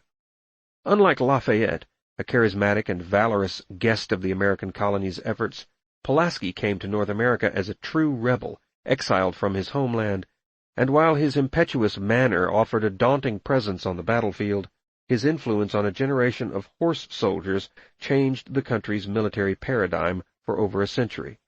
In the 20th and 21st centuries, the United States military still boasts cavalry units, though mechanized movement is subsumed under the term. Modern cavalry charges on horseback are well documented in the modern American military in remote locales, such as Afghanistan. The Pulaski barracks are in use at the Kaiserslautern Army base in Germany, and an important security-oriented think tank bears his name in Poland. Growing up with a culture whose love for independence had gone dormant after centuries of suppression, Pulaski's destiny was to help prevent the nascent American experiment from suffering the same fate. Kosciuszko in the South. With British fortunes waning in the north, King George III's generals opened a new front in the south, believing that loyalists among the rural populace would rise up to support them in vast numbers. Cornwallis, Clinton, and others moved south to coordinate the capture of major American seaports, while large American units marched south to meet them in the hope of liberating those cities and ports already lost, chiefly Charleston, South Carolina, and Savannah, Georgia. Kosciuszko was elated when Gates called for him to move south with his troops. The role of engineer would soon expand into that of soldier, as he took leadership of his own unit of light infantry. The advent of a new mission rejuvenated Kosciuszko, and he was relieved to be rid at last of Benedict Arnold. Most of Kosciuszko's papers on West Point were destroyed in a fire, and their loss was generally considered a blessing, considering Arnold's betrayal and the constant danger that they might fall into enemy hands. Other aristocrats from Poland, such as cavalryman Casimir Pulaski, joined the march south, and officers from several other European countries were intensely involved in the conflict. The French also appeared in force. By the summer of 1780, Kosciuszko arrived at the loosely formed Southern Front, serving with General Nathaniel Greene in South Carolina. Greene, a native Rhode Islander, was considered among the best of the American generals, and he was unofficially designated as Washington's successor in the event of the commanding general's death. They had served together at the Siege of Boston, around New York City, in Trenton, and later at Brandywine and Germantown. Ironically, Greene was a Quaker, but he was ejected from the faith when he was observed marching in a military parade. Greene succeeded Gates as commander of the Southern Army, and Kosciuszko accompanied him as chief engineer. The southern region was unfamiliar to Greene, and generally difficult to navigate. Kosciuszko made a daily regimen of scouting rivers and encampment sites, constructing unique new methods for transporting men and supplies, and building fortifications across the South. In January of 1781, he was involved in the Battle of Cowpens. Daniel Morgan's riflemen were en route to attack a major British outpost called 96. General Tarleton was sent in pursuit with a large British contingent for fear of a backwoods rebellion emerging among the populace. When they met, Morgan's men were instructed to fire only twice before breaking ranks. The British, assuming they were on the verge of routing Daniels, rushed forward into a massive burst of fire. The British dead numbered over 800. In February of 1781, Kosciuszko conducted an extensive exploration of the Catawba and Pedee rivers by canoe, regularly reporting to Greene about the ease of transporting supplies and the whereabouts of various avenues of retreat. In one campaign, during which Cornwallis attempted to put an end to the entire enemy army, Greene's forces were pursued in a mad dash retreat that covered an area of 200 miles. Kosciuszko rescued Greene's force on 2 occasions by building a combination of wagons and flat-bottomed boats, suitable for quick escapes with supplies intact across the Yadkin and Dan rivers. A grateful Greene called Kosciuszko one of the most helpful and congenial companions, blessed with perseverance, determination, and indefatigable efforts, not to mention incomparable modesty. By the spring of 1781, preparations for an attack on Outpost 96 were complete. Among the well-defended posts in the southern front, Kosciuszko scouted enemy positions at length for Greene. Smaller outposts had been captured in the Carolinas and Georgia, but the general sought one more significant victory. Kosciuszko's recommendation required a daunting attack on the Star Fort, the strongest component and the command center. The siege continued for 28 days and included some of the most inventive engineering feats of the war. Kosciuszko constructed a system of saps and parallels that enabled his men to make a close approach to the fort. The saps, trenches dug in zigzag fashion extending toward the enemy, eventually connected with parallel outer trenches on either side of the target. Digging was slowed by what Kosciuszko referred to as soft stone, but 3 of the saps were completed in 3 weeks. The ultimate goal was to tunnel underneath the Star Fort, create a chamber large enough to hold explosives, and detonate them before being discovered. So close were the Americans to the British lines that Kosciuszko unexpectedly received a bayonet wound in the buttocks, leaning over to inspect one of his fortifications. A British observer satirically remarked, "Never did luckless wit receive a more inglorious wound." Kosciuszko soon recovered. To all intents and purposes, the American Revolution ended in the autumn of 1781, even though the Treaty of Paris was not to be signed for another 2 years. New York was still occupied, and Washington was dealing with widespread desertion. However, the French landed 6,000 troops in Rhode Island. Washington desired the recapture of New York, but inevitably marched south with Comte de Rochambeau to face Cornwallis. Having captured Charleston, Savannah, and Richmond, Cornwallis marched north toward the Chesapeake in anticipation of enjoying naval support. However, the French Navy sailed from the Caribbean to surprise Cornwallis at the head of the Chesapeake, and the British fleet was forced to move north.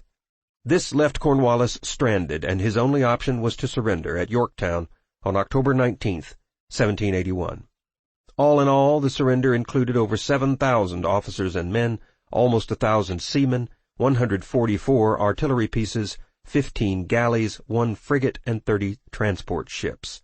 Military actions continued as British units up and down the continent were beaten back. By the autumn of 1782, Kosciuszko was made a field commander, and he led skirmishes around Charleston in the waning actions of the war. Remaining in the Charleston area, he led a group of 50 to 60 against a corps of British woodcutters in November. After a year of harassing British troops and supply units, ambushing patrols, and making off with enemy horses, the woodcutter raid was to be his final combat experience with the Continental Army. His last military function was to scout a campsite at Ashley Hill, outside of Charleston. Regardless of Kosciuszko's feelings toward promotion, he was not only raised to the rank of brigadier general at the war's end, but received American citizenship as well. In the presentation of his new rank, Washington offered a gift of 2 pistols and a sword. In addition, Kosciuszko received the Cincinnati Order Medal, becoming a founding member of the Society of the Cincinnati. Established by officers of the Continental Army and their French counterparts, the order remains the oldest patriotic organization in the U.S. and exists to promote knowledge and appreciation of the achievement of American independence. Back to Poland. With the American Revolution behind him, Brigadier General Kosciuszko earned a pension from the United States government in the amount of $12,000, which was not immediately paid. However, now at liberty to return to Poland, he left in the same way in which he had come, poor, jobless, and without clear prospects. Arriving in Poland in 1783, Kosciuszko encountered the same lack of opportunity with which he had contended as a returning student. His American experience held him in high stead with Polish revolutionists, but he received no officer's commission in the military due to his open espousal of freedom. The Czartoryski family, the most powerful in Poland, had in his absence reconsidered their allegiance to Poniatowski and now opposed him. As before, the response was to find available work, and Kosciuszko lived in a small country estate for the first 5 years in dire poverty. Ironically, the honors continued to accumulate in the U.S., where he was elected to the American Philosophical Society.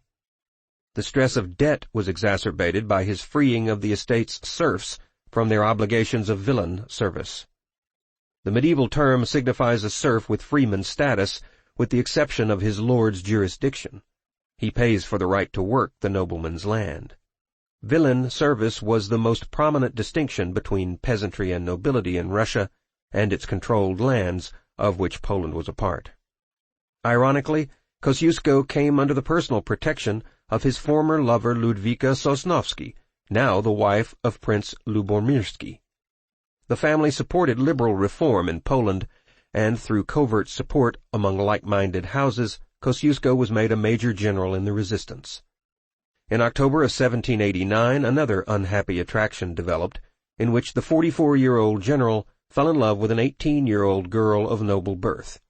As before, winning the father's approval was impossible, though this time Kosciuszko did escape the beatings suffered in the Sosnowski scandal. Poniatowski, forever torn between liberal reform and allegiance to Empress Catherine the Great in St. Petersburg, managed to assemble a constitution in 1791 that blended Polish tradition, Russian obligations, and a hint of Enlightenment idealism. Some aristocratic houses, fearing loss of power, pleaded with Catherine to intervene and crush all talk of liberal reform. The Confederation of Targowica was formed by a collective of noble houses dedicated to overthrowing Poniatowski's modern constitution. Catherine's response was immediate. She invaded Poland in 1792 with the intent of stamping out any alteration of tradition that threatened Russian control. Kosciuszko, fighting with the resistance, rose to fame on July 18th of that year at the Battle of Dubienka, a fight infamous for its bloody nature. Shortly after, he was raised to the rank of general lieutenant by Poniatowski, still on the fence between reform and Catherine's edicts. In the same year, France offered Kosciuszko honorary French citizenship, partly out of affection for their old alliance, and in part out of suspicion that he may soon require safe haven out of Poland. To the French, this might make him more useful in domestic matters dear to Paris. Military resistance against Catherine was expressed in two theaters, one in northern Lithuania and the other in southern Ukraine. Polish armies were forced to retreat in both regions, but offered more successful resistance in Ukraine under Kosciuszko and Prince Poniatowski of the king's family. As Russian forces crossed into the Ukraine, they were met with an unexpected resistance, as both Poniatowski and Kosciuszko were stationed there. Still outnumbered, the Poles executed an offensive retreat to the southern banks of the Bug River. There they defended the last natural line of defense with 14,000 men, with a small number of heavy guns, over a period of 5 days. The Russians had amassed 18,000 men with 60 artillery pieces. In the end, anticipating inevitable defeat, the King of Poland brought about the greatest fear of the resistance and defected from the liberal cause, realigning his loyalty to Catherine. Seeking a bloodless solution, he understood the unlikely odds of compromise with Russia. Under instructions from the Empress, Poniatowski joined with the Targowica Confederation, and the resistance effort ended, despite Kosciuszko's willingness to continue. Eventually, to Poniatowski's great disappointment, his favorite engineer-general resigned his commission and followed the exodus of exiled liberals into Saxony. His final destination was Leipzig, a center of Polish migration in the following years. Poland was partitioned between Russia and Prussia in 1793, at once severing 115,000 square miles of land from the Polish-Lithuanian Commonwealth. Abroad again. With a long-standing invitation from France, where he was still held in esteem, there was little reason for Kosciuszko to remain in Leipzig, leading a stagnant exile's life. By January of 1793 he was back in Paris, with excellent letters of introduction in hand, on a political mission espousing the Polish national cause. Seeking diplomatic and military help from every quarter, his promise was to establish a structure in Poland precisely mirroring that of the French government. However, France was embroiled in its own internal troubles, and Kosciuszko's unfortunate timing coincided with the execution of King Louis XVI. Such a coincidence prejudiced Europe against any independence movement in Poland, accompanied by accusations of Jacobinism. French nobility applied the term to any member of a radical society or a revolutionary group supporting the reign of terror that was to persist for a 5-year period. He tried his hand with the Girondists, members of the Jacobins but more resistant to the spiraling violence. They were eventually purged from the French National Assembly, and later suffered mass executions. Kosciuszko was armed with promises to anyone in France who would listen that radical internal reforms were to take place in Poland as a willing partner. He further guaranteed that his free homeland would assist France against Prussia and Austria, currently in a state of war with France, as they entered their own revolution. With national survival at stake, no level of government or social genre showed any interest in fighting Poland's battles. Temporarily blunted, Kosciuszko was aware that the resistance in Poland was once more on the rise, and that another uprising could come at any time. The loosely organized leadership offered Kosciuszko command of all the national armies with dictatorial power. He showed little interest in a widespread guerrilla action, a form into which he feared such an uprising might slide.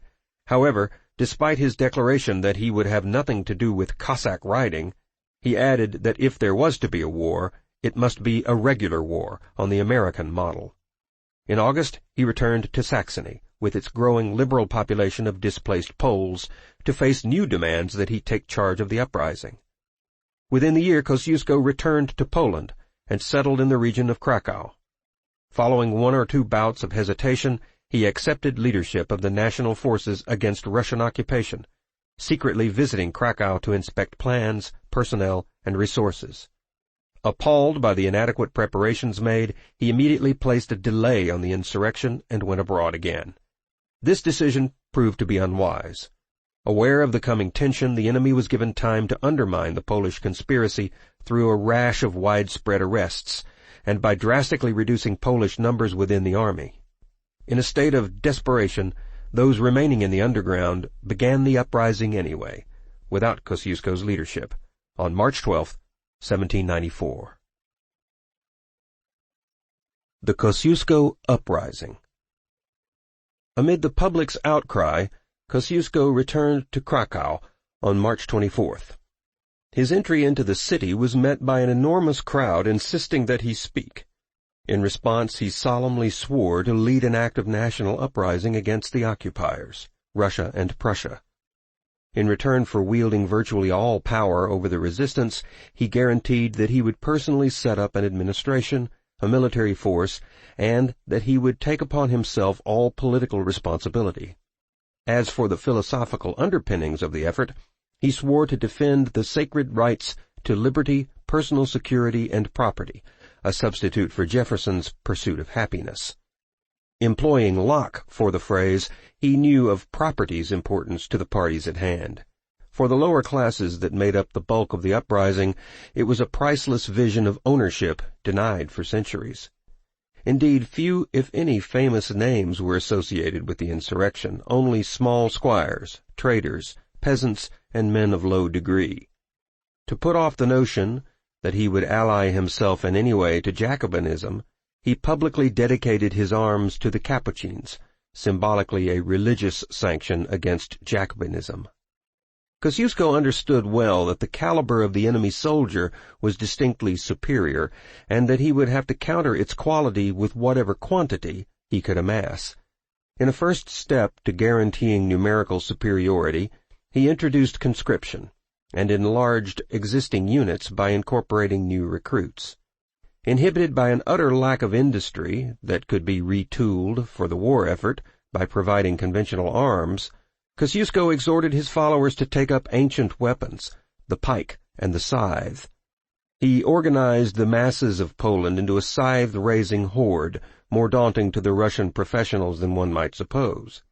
In the Russian psyche, the scythe symbolized the grim reaper, and in the first conflicts, Kosciuszko found these quaint weapons surprisingly intimidating and effective. The first victory for the resistance came on April 4th of 1794. The war scythe proved its worth in the face of more modern weaponry at Rakławice under Kosciuszko's personal command. New battle tactics were unveiled, previously unseen by the Russians or Prussians. These included the practice of columns in strange new formations, attacking on the run in lieu of stately prepared marches. The running attack was supported with heavy artillery. To heighten the recruitment of new peasant warriors, Kosciuszko co-wrote and signed the Manifesto of Polaniec, at a camp near the small town of Saint-Domingue on May 7th. This document granted peasants personal freedom, provided they fulfill financial obligations to landowners and to pay state taxes. The manifesto also gave peasants a hereditary right to keep the land upon which they worked. Despite the fact that the pronouncement was never carried out after being sabotaged by the nobility and the Catholic clergy, its effect on recruitment was profound.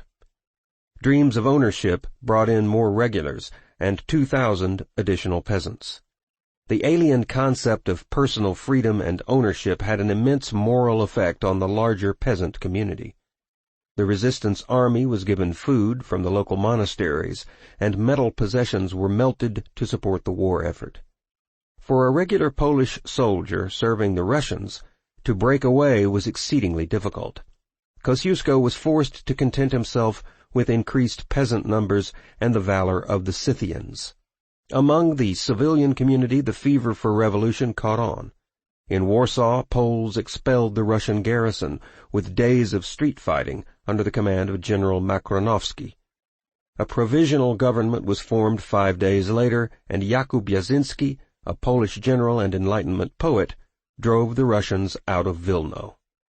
Kosciuszko's force had by this time reached 14,000, including 10,000 regulars.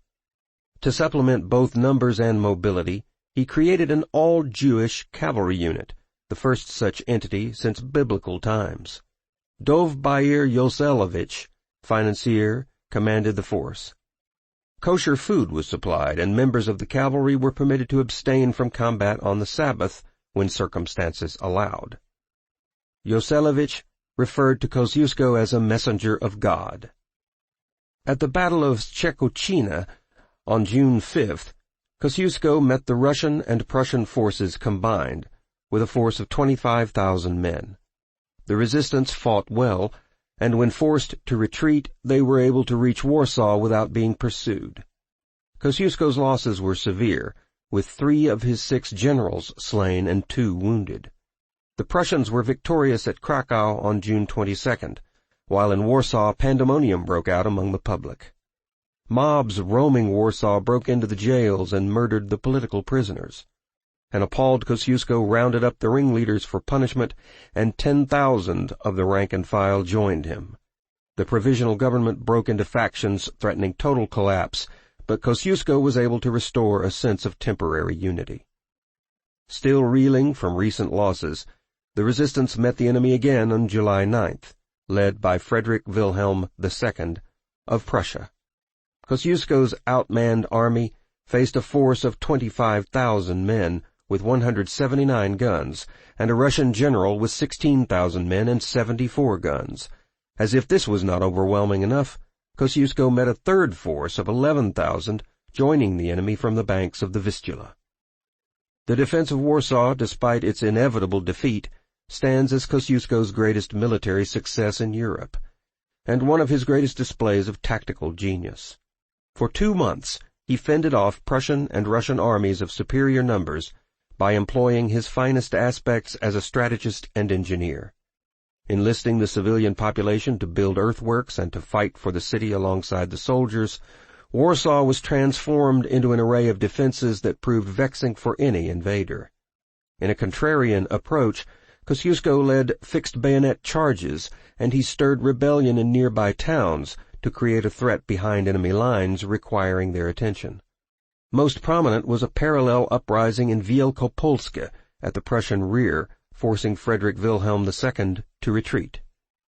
Unfortunately, upon the heels of the Prussian withdrawal, Russian forces reacted with such immediacy as to deny Kosciuszko the time with which to prepare for an onslaught by overwhelming numbers. From August 26th through September 1st, Kosciuszko was able to survive with a valorous force of 35,000 defenders and 200 guns within the city. On the first day, 2 assaults were repelled, and Jan Henryk Dąbrowski was able to capture a number of Russians at Bydgoszcz, causing the remainder of the enemy force to retire. However, Kosciuszko's resistance suffered a general defeat at Makiejowice, during which he was wounded and taken prisoner on the field. He had relied on the support of General Poninsky, located only 4 miles away, but reinforcements never arrived as planned. As a result, 7,000 Poles were annihilated by a force of 16,000 Russians.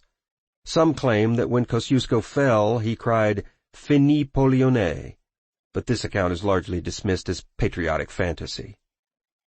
With the loss of the commanding general, the uprising collapsed at once, resulting in yet another partitioning of Poland, the third and direst. Whereas previous partitions changed the level of aristocratic rule with a king of mixed allegiances, Poland was erased from the map by Catherine. Renamed the Grand Duchy of Warsaw, a ward of Russia, Poland as a nation would not exist for another 123 years. As a war prisoner, Kosciuszko was not poorly treated, but his wounds did not receive careful attention, and his period of recovery was lengthy. Imprisoning Kosciuszko and his colleagues, Catherine remained an object of Polish hatred in perpetuity. Incarcerated in the Peter Paul fortress in St. Petersburg, Kosciuszko slowly recovered. The most surprising turn of events in Polish-Russian relations to that point in history occurred upon the death of Catherine in 1796, at the age of 67. Throughout her reign, as it had been during the era of her father, Peter the Great, Russia sought expansion at any cost. She fought with every powerful entity on each of her borders at one time or another to add land to her empire. When a foe was vanquished and the conquered lands annexed, the most powerful sources of resistance were at once humbled, and so it was with Poland. The Czartoryski estates were confiscated, and the Polish princes were sent to St. Petersburg as hostages to attend court in forced service. However, when Catherine's son, Paul I, assumed the throne, Russia's stance changed. Paul sought a state of harmony among the various components of the Russian Empire, and no individual from the past conflicts inspired him with respect more than Tadeusz Kosciuszko. In a dramatic display of humility, the Tsar, with his son and the Grand Duke in tow, visited the Polish prisoner in his cell as a prelude to publicly declaring him a free man. The gesture included the release of 12,000 additional Polish prisoners. Once liberated, still bearing severe injuries from the conflict, Kosciuszko was showered with a series of gifts from the Tsar, the Tsarina, and the Grand Duke. Finally, he was provided with a financial gift of 12,000 rubles with which to travel to the United States. With news of his release, various command positions from all corners of Europe were offered. However, Kosciuszko would not draw his sword on any national entity's behalf until the liberation of Poland was promised as a high priority. After much deliberation, he decided to accept Paul's gift and sail to America once more, even surrendering to an oath of allegiance to the Tsar and promising never to take up arms again. America was the obvious choice for both safety and financial recovery. Kosciuszko had friends there, whose careers had risen in stature, and he was owed money by Congress for previous service. The same year he was released, he sailed from Stockholm to London, sailing then for Philadelphia out of Bristol. The decision to revisit the United States is considered by some to be a deception, suggesting that Kosciuszko misled his enemies into thinking he would retire there. Considering the further hardening of his democratic values, it is likely that his search for solvency was a first step toward supporting the next revolution in Poland. In Kosciuszko's mind, he must have understood the time frame necessary for such a step, as the now subsumed Poland had lost half of its population in the conflict with Russia. Still, he was essentially a Democrat, in the mold of Jefferson and the Marquis de Lafayette, believing that a republic can only be regenerated with an insistence on absolute liberty and equality before the law. That said, two realities inhibited the realization of the dream in Poland. First, the principles of the Enlightenment were far ahead of their time on a continent steeped in aristocratic rule. Secondly, such principles signaled a transfer of power to the lower classes. This had forced Kosciuszko to accept half measures at every turn in such a rigid class society. Moreover, the aristocracy would be sure to react in the same manner. Even in America, his arrival created suspicion among the Federalists allied to John Adams. Kosciuszko's friend Jefferson was not yet president, and their behavior together would be monitored in detail by the opposition. Kosciuszko sailed into the harbor of Philadelphia on August 18, 1797, aboard the Adriana, to a hero's welcome, and immediately took residence at 3rd and Pine Streets, but shortly after his arrival he was visited by Dr. Benjamin Rush, who pleaded with him to leave at once. The region was beset by an outbreak of yellow fever, and immediate plans would have to be curtailed. Kosciuszko headed north, where he met with General Gates, Agrippa Hull, and other old acquaintances. Prospects went well in his quest for retroactive funds. Friend John Dawson of Virginia convinced Congress to pay Kosciuszko the sum he was promised following the war. The figure was calculated at $18,912, and a fairly sizable allotment of acreage in the Ohio Territory, not yet heavily settled by white settlers, was added. Alternate claims suggest that the figure offered was a pension of $15,000 with 500 acres of land in Ohio. Payment was not immediate, and Kosciuszko prepared himself for the customarily slow dealings of the United States Congress. Among the most favored visitors from that time was Little Turtle, the last chief of the Miami tribe. The Indiana-born chief had once led the greatest Indian victory over the U.S. Army in history, over none other than Arthur St. Clair. Little Turtle struck an emphatic chord in Kosciuszko as a man who would not tolerate mistreatment of others. Records exist that in such a spirit Little Turtle captured black slaves and brought them to his village, where they lived without abuse. Although he bequeathed them to his children, nothing in the written record suggests that they were treated as slaves in the European sense. Upon meeting Kosciuszko, he presented the war hero with an ornate peace pipe and tomahawk. Kosciuszko, in turn, gave Little Turtle a cloak and a pair of eyeglasses. In their conversations, he expressed outrage that the indigenous people of America had suffered so much indignity and abuse. Adding to his gift a pair of pistols, he instructed Little Turtle to use them against the first man who comes to subjugate you. Kosciuszko ended up staying in America for less than a year. Rumblings of political opportunities began to trickle in from Europe, and the balance of power was altered by Napoleon Bonaparte. Exploratory invitations from France, testing his willingness to assist Napoleon, were of interest, as the French ideology was decidedly anti-Russian, and Kosciuszko treated unfolding events in Europe as fresh possibilities. He was prepared to act upon them, provided Polish liberation was paramount on the agenda. Eventually he was unable to sit by any longer and prepared for a return to Europe in order to see what opportunities might exist.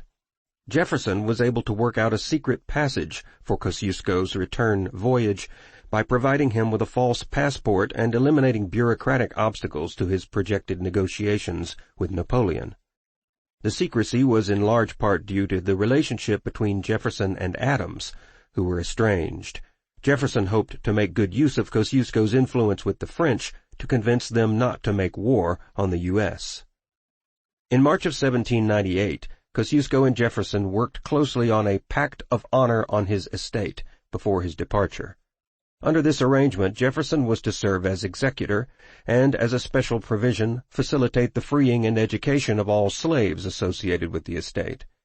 In April, Kosciuszko wrote to Jefferson over details to his will, and in the following month the final version was completed with Jefferson's banker, John Barnes, and John Dawson present as witnesses, and Jefferson as official executor. Part of the will read, "I beg Mr. Jefferson that in case I should die without will or testament, he should buy out of my money so many Negroes and free them that the restart sum should be sufficient to give them education and provide for their maintenance. That is to say, each should know before the duty of a citizen in the free government, and that he must defend his country against foreign as well as internal enemies who would wish to change the Constitution for the worst, to enslave them by degrees afterwards, to have good and human heart sensible for the sufferings of others, and must be married and have 100 acres of land, with instruments, cattle for tillage, and know how to manage and govern it, as well as know how to behave to neighbors, always with kindness, and ready to help them, to themselves frugal, to their children give good education, I mean as to the heart and duty to the country, in gratitude to me, to make themselves happy as possible. T. Kosciuszko." On the same day, May 5, Kosciuszko secretly sailed to Europe. On June 28, 1778, Kosciuszko docked at Bayonne, France. Still suffering from old injuries, he limped off the gangplank, although many suggest that his appearance was a deception. In the past he had developed the appearance of frailty in order to convince enemies he was in no condition for resuming his quest for armed resistance. During Kosciuszko's first days in France, Napoleon sent messages, but they went unanswered. Kosciuszko secreted himself in the country at the estate of Peter Joseph Zeltner, the Swiss ambassador to France, not yet prepared to announce his arrival. The return to France by all outward appearances was to be a disappointment. Other Polish officers and units were fighting for Bonaparte, but Kosciuszko had never trusted him to reject the call of power. As always, he clung to his position of refusing an alliance with anyone not pursuing Polish independence. To whatever degree Paul I served as an improvement over the former Empress of Russia, his vague promise to reassemble Poland into a national framework was never fulfilled. Kosciuszko continued to travel throughout France and other European nations under various aliases, meeting with anyone representing hope for Poland. For a time he attended these meetings under the name of Buda, translated as misfortune in Polish. By March of the same year he was anxious to leave Paris for fear of running afoul of the Alien and Sedition Acts. In America, an act of Congress prompted the Secretary of the Treasury to fulfill the bargain made with Kosciuszko and paid him $12,280 plus interest for 6 years of prior service. He chose John Barnes to oversee investment of the funds. With Jefferson's advice, 30 shares of the Bank of Pennsylvania were purchased at an annual interest rate of 8%. In 1800, Jefferson was elected president, affecting Kosciuszko's relationship with important figures throughout Europe. In continued correspondence, Jefferson's friend congratulated him on the election and cautioned him to be virtuous, republican with justice, without display and ambition, be Jefferson and be my friend. Unable to find the help for which he hoped in Europe, Kosciuszko retired to private life in Berville, near Fontainebleau. For a time Napoleon continued to seek his assistance, but the French emperor was eventually able to find more agreeable supporters who had fewer demands. When Napoleon fell and was exiled, any viable force against Russia was eliminated, and Kosciuszko turned inward. In 1808 he published his Maneuvers of Horse Artillery through a New York publisher, including his description of the famous Polish uprising a quarter-century prior. Even the old wound of love was resolved when Kosciuszko at last married Ludwika, despite serving as her third husband. Little to nothing is known of the first two, and with Ludwika being the younger by far, the couple had a daughter. It was said within the Kosciuszko family that the patriarch's life was to the full romantic as the public one. The graciousness offered by Paul I toward Kosciuszko's release must have exerted a healthy influence on his son, Alexander I, who sought the ex-prisoner's assistance in 1814. A round of bargaining was begun over Poland's territories as part of the Congress of Vienna, resulting in a new Polish realm, but still under Russian rule. Alexander sought a constructive working relationship with Kosciuszko, but he could not keep up with what he considered unrealistic conditions.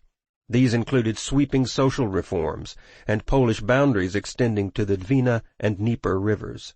Understandably, at the heart of the impasse was the question of an independent state, free of all governing influences of the great empires. When these essentials were sent to Alexander, no reply came, as expected. Paul I and his son were not the expansionists of Catherine and Peter the Great, but to cede land was entirely antithetical to the Russian mind. Kosciuszko traveled to Solothurn, Switzerland, to continue his quiet, retired life, seeing no opportunity on the horizon to change Poland's condition. In the same year, an aging Thomas Jefferson sold Kosciuszko's shares in the Bank of Pennsylvania and reinvested the funds in a government subscription loan at 6% interest.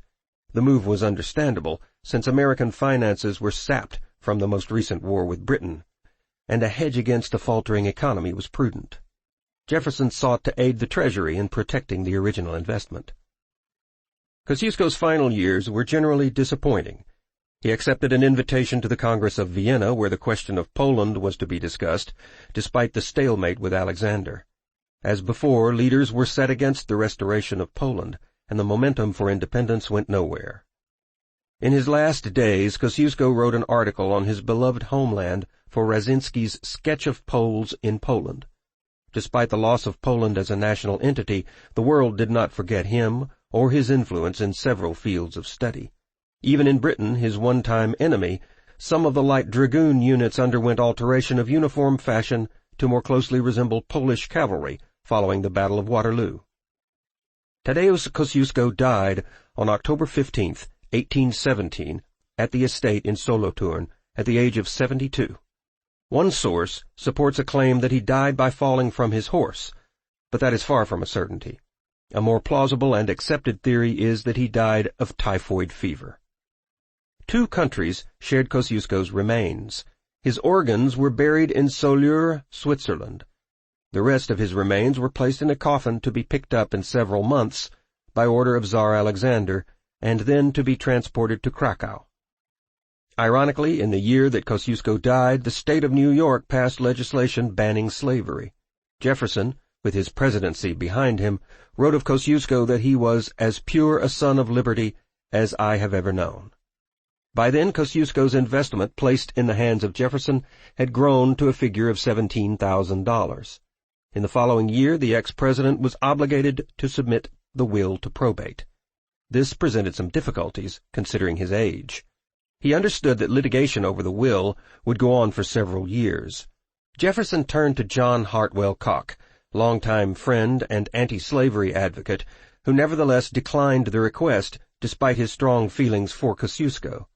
He found the section devoted to freeing and educating the slaves unworkable, as no institution in the standard school system would accept members of slave families.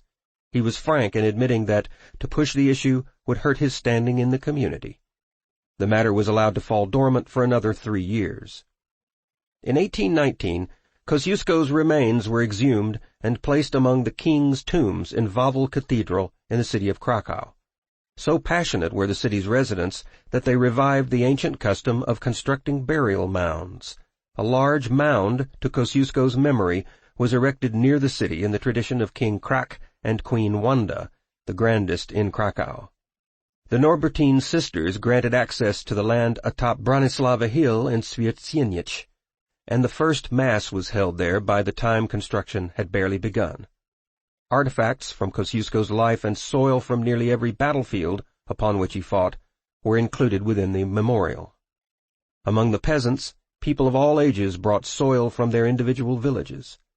The memorial was built in 4 years and was at its completion 34 meters in height and 326 meters above sea level. On the clearest days of the year, one can see the Tatar Mountains in the distance from atop the mound. On May 12, 1821, Jefferson finally submitted the Kosciuszko will to the Circuit Court of Albemarle, Virginia. Lamentably, the Poles' final wishes for the American slaves were never realized. The court in turn handed the problem to Benjamin L. Lear of Washington, D.C., naming him the duly appointed administrator. Lear suggested that to satisfy Kosciuszko's final request, the funds could be donated to the new school for slave children, planned by the African Education Society of New Jersey, but that plan was abandoned as well, due in part to Kosciuszko having signed alternate wills, leaving various amounts to several individuals. Members of the Kosciuszko family came forward with cases against Lear's initial proposal. Again, the bulk of the will sat dormant, this time for 3 decades. In the interim, the Corps of Cadets erected a monument to him at West Point, a site that all but owed its existence to the famous engineer. A Polish-American museum was opened at 308 Walnut Street in Philadelphia, including the residential property in which Kosciuszko lived, known today as Kosciuszko House. Inevitably, his will was taken up once more in 1852. The funds within the account had doubled in 30 years' time, and the case found its way to the U.S. Supreme Court as John F. Innes versus J. H. B. Smith. Innes represented the various family members and their descendants. During the hearing of the case, Kosciuszko's intended support of the slaves was relegated to the status of a myth, and others reaped the funds. Kosciuszko's name can be found all over America and Europe today. A monument to his memory was constructed in Washington, D.C. in 1910, and in 1925 the Polish Air Force established the Kosciuszko Squadron, which was specifically tasked with fighting the Russians. In the same year, the Kosciuszko Foundation was founded in the U.S. for the purpose of educational and cultural exchange between the United States and Poland. The Penny Bridge over Newton Creek in New York was replaced and rebuilt from Maspeth, Queens to Greenpoint, Brooklyn. Dubbed the Kosciuszko Bridge, it featured a panoramic view of Manhattan, and it was adorned with all manner of symbols that unite Poland and the U.S. In 1943, the 1st Infantry Division of the Polish Army was named for Kosciuszko, despite the fact that the unit served within the Soviet Union and answered to the Central Russian state. In other military associations, the ORP General Tadeusz Kosciuszko, the former USS Wadsworth, joined the Polish Navy as a guided missile frigate. Artists across Europe and America dedicated works to Kosciuszko. Reinhold Sucholdolski, a noted Polish writer, dedicated a song to Kosciuszko before dying in battle in 1831. The text portrayed the hero as looking down from heaven. Thomas Campbell, the Scottish poet, set up a literary association in support of Polish independence, and Lord Byron's tribute to Kosciuszko declared that the famous Pole embodied the sound that crashes in the tyrant's ear. Independence National Park borders the Philadelphia property on 3rd Street, and similar avenues bear his name in the city of Vilnius, well known to the immigrant Polish population in America. Communities adopting the name can also be found in Mississippi and Indiana. Kosciuszko is a well-known landmark in Alaska, and few seem certain of the reason, but the highest mountain in Australia is also named for the Polish hero. In Fall River, Massachusetts, a wreath-laying in tribute to Kosciuszko takes place on the first Sunday of every May. The tradition has endured for over 30 years, including a ceremony in which both Polish and English are spoken. In that spirit, patriotic songs from both countries abound, and both flags are saluted. In 2017, a conservative radio host suggested renaming Virginia's Jefferson Davis Highway after Kosciuszko. In the same year, all of Poland celebrated what was termed the Year of Kosciuszko, with an outpouring of newly published books and dramas. At the Chicago Concert Hall, concert programmers went so far as to feature Kosciuszko's music in concerts. The U.S. and Poland have jointly released a new video on Polish history through the lens of Kosciuszko's life and career, and the first African-American school ever built in the United States is named for him.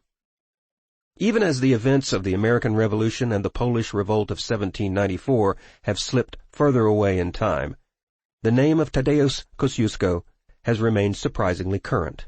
Students of American history mark the brilliant achievements in engineering that saved several of the most essential military sites in the nation and rescued a large number from among its military manpower. Poles remember him as a hero of dual nationality who represents Polish pride in both hemispheres. Although his life was in many ways a series of frustrations, devotion to Kosciuszko's memory goes past military adventures and engineering principles. He is still revered for a sympathetic understanding and generosity extended to all nationalities, races, and social classes. His deeply rooted idealism espouses the individual's personal right to all the rewards available in the civilized societies of any continent. This has been Tadeusz Kosciuszko and Casimir Pulaski, The Lives of the Revolutionary War's Most Famous Polish Officers. Written by Charles River Editors. Narrated by Ken Tuch. Copyright 2018 by Charles River Editors. Production copyright 2018 by Charles River Editors.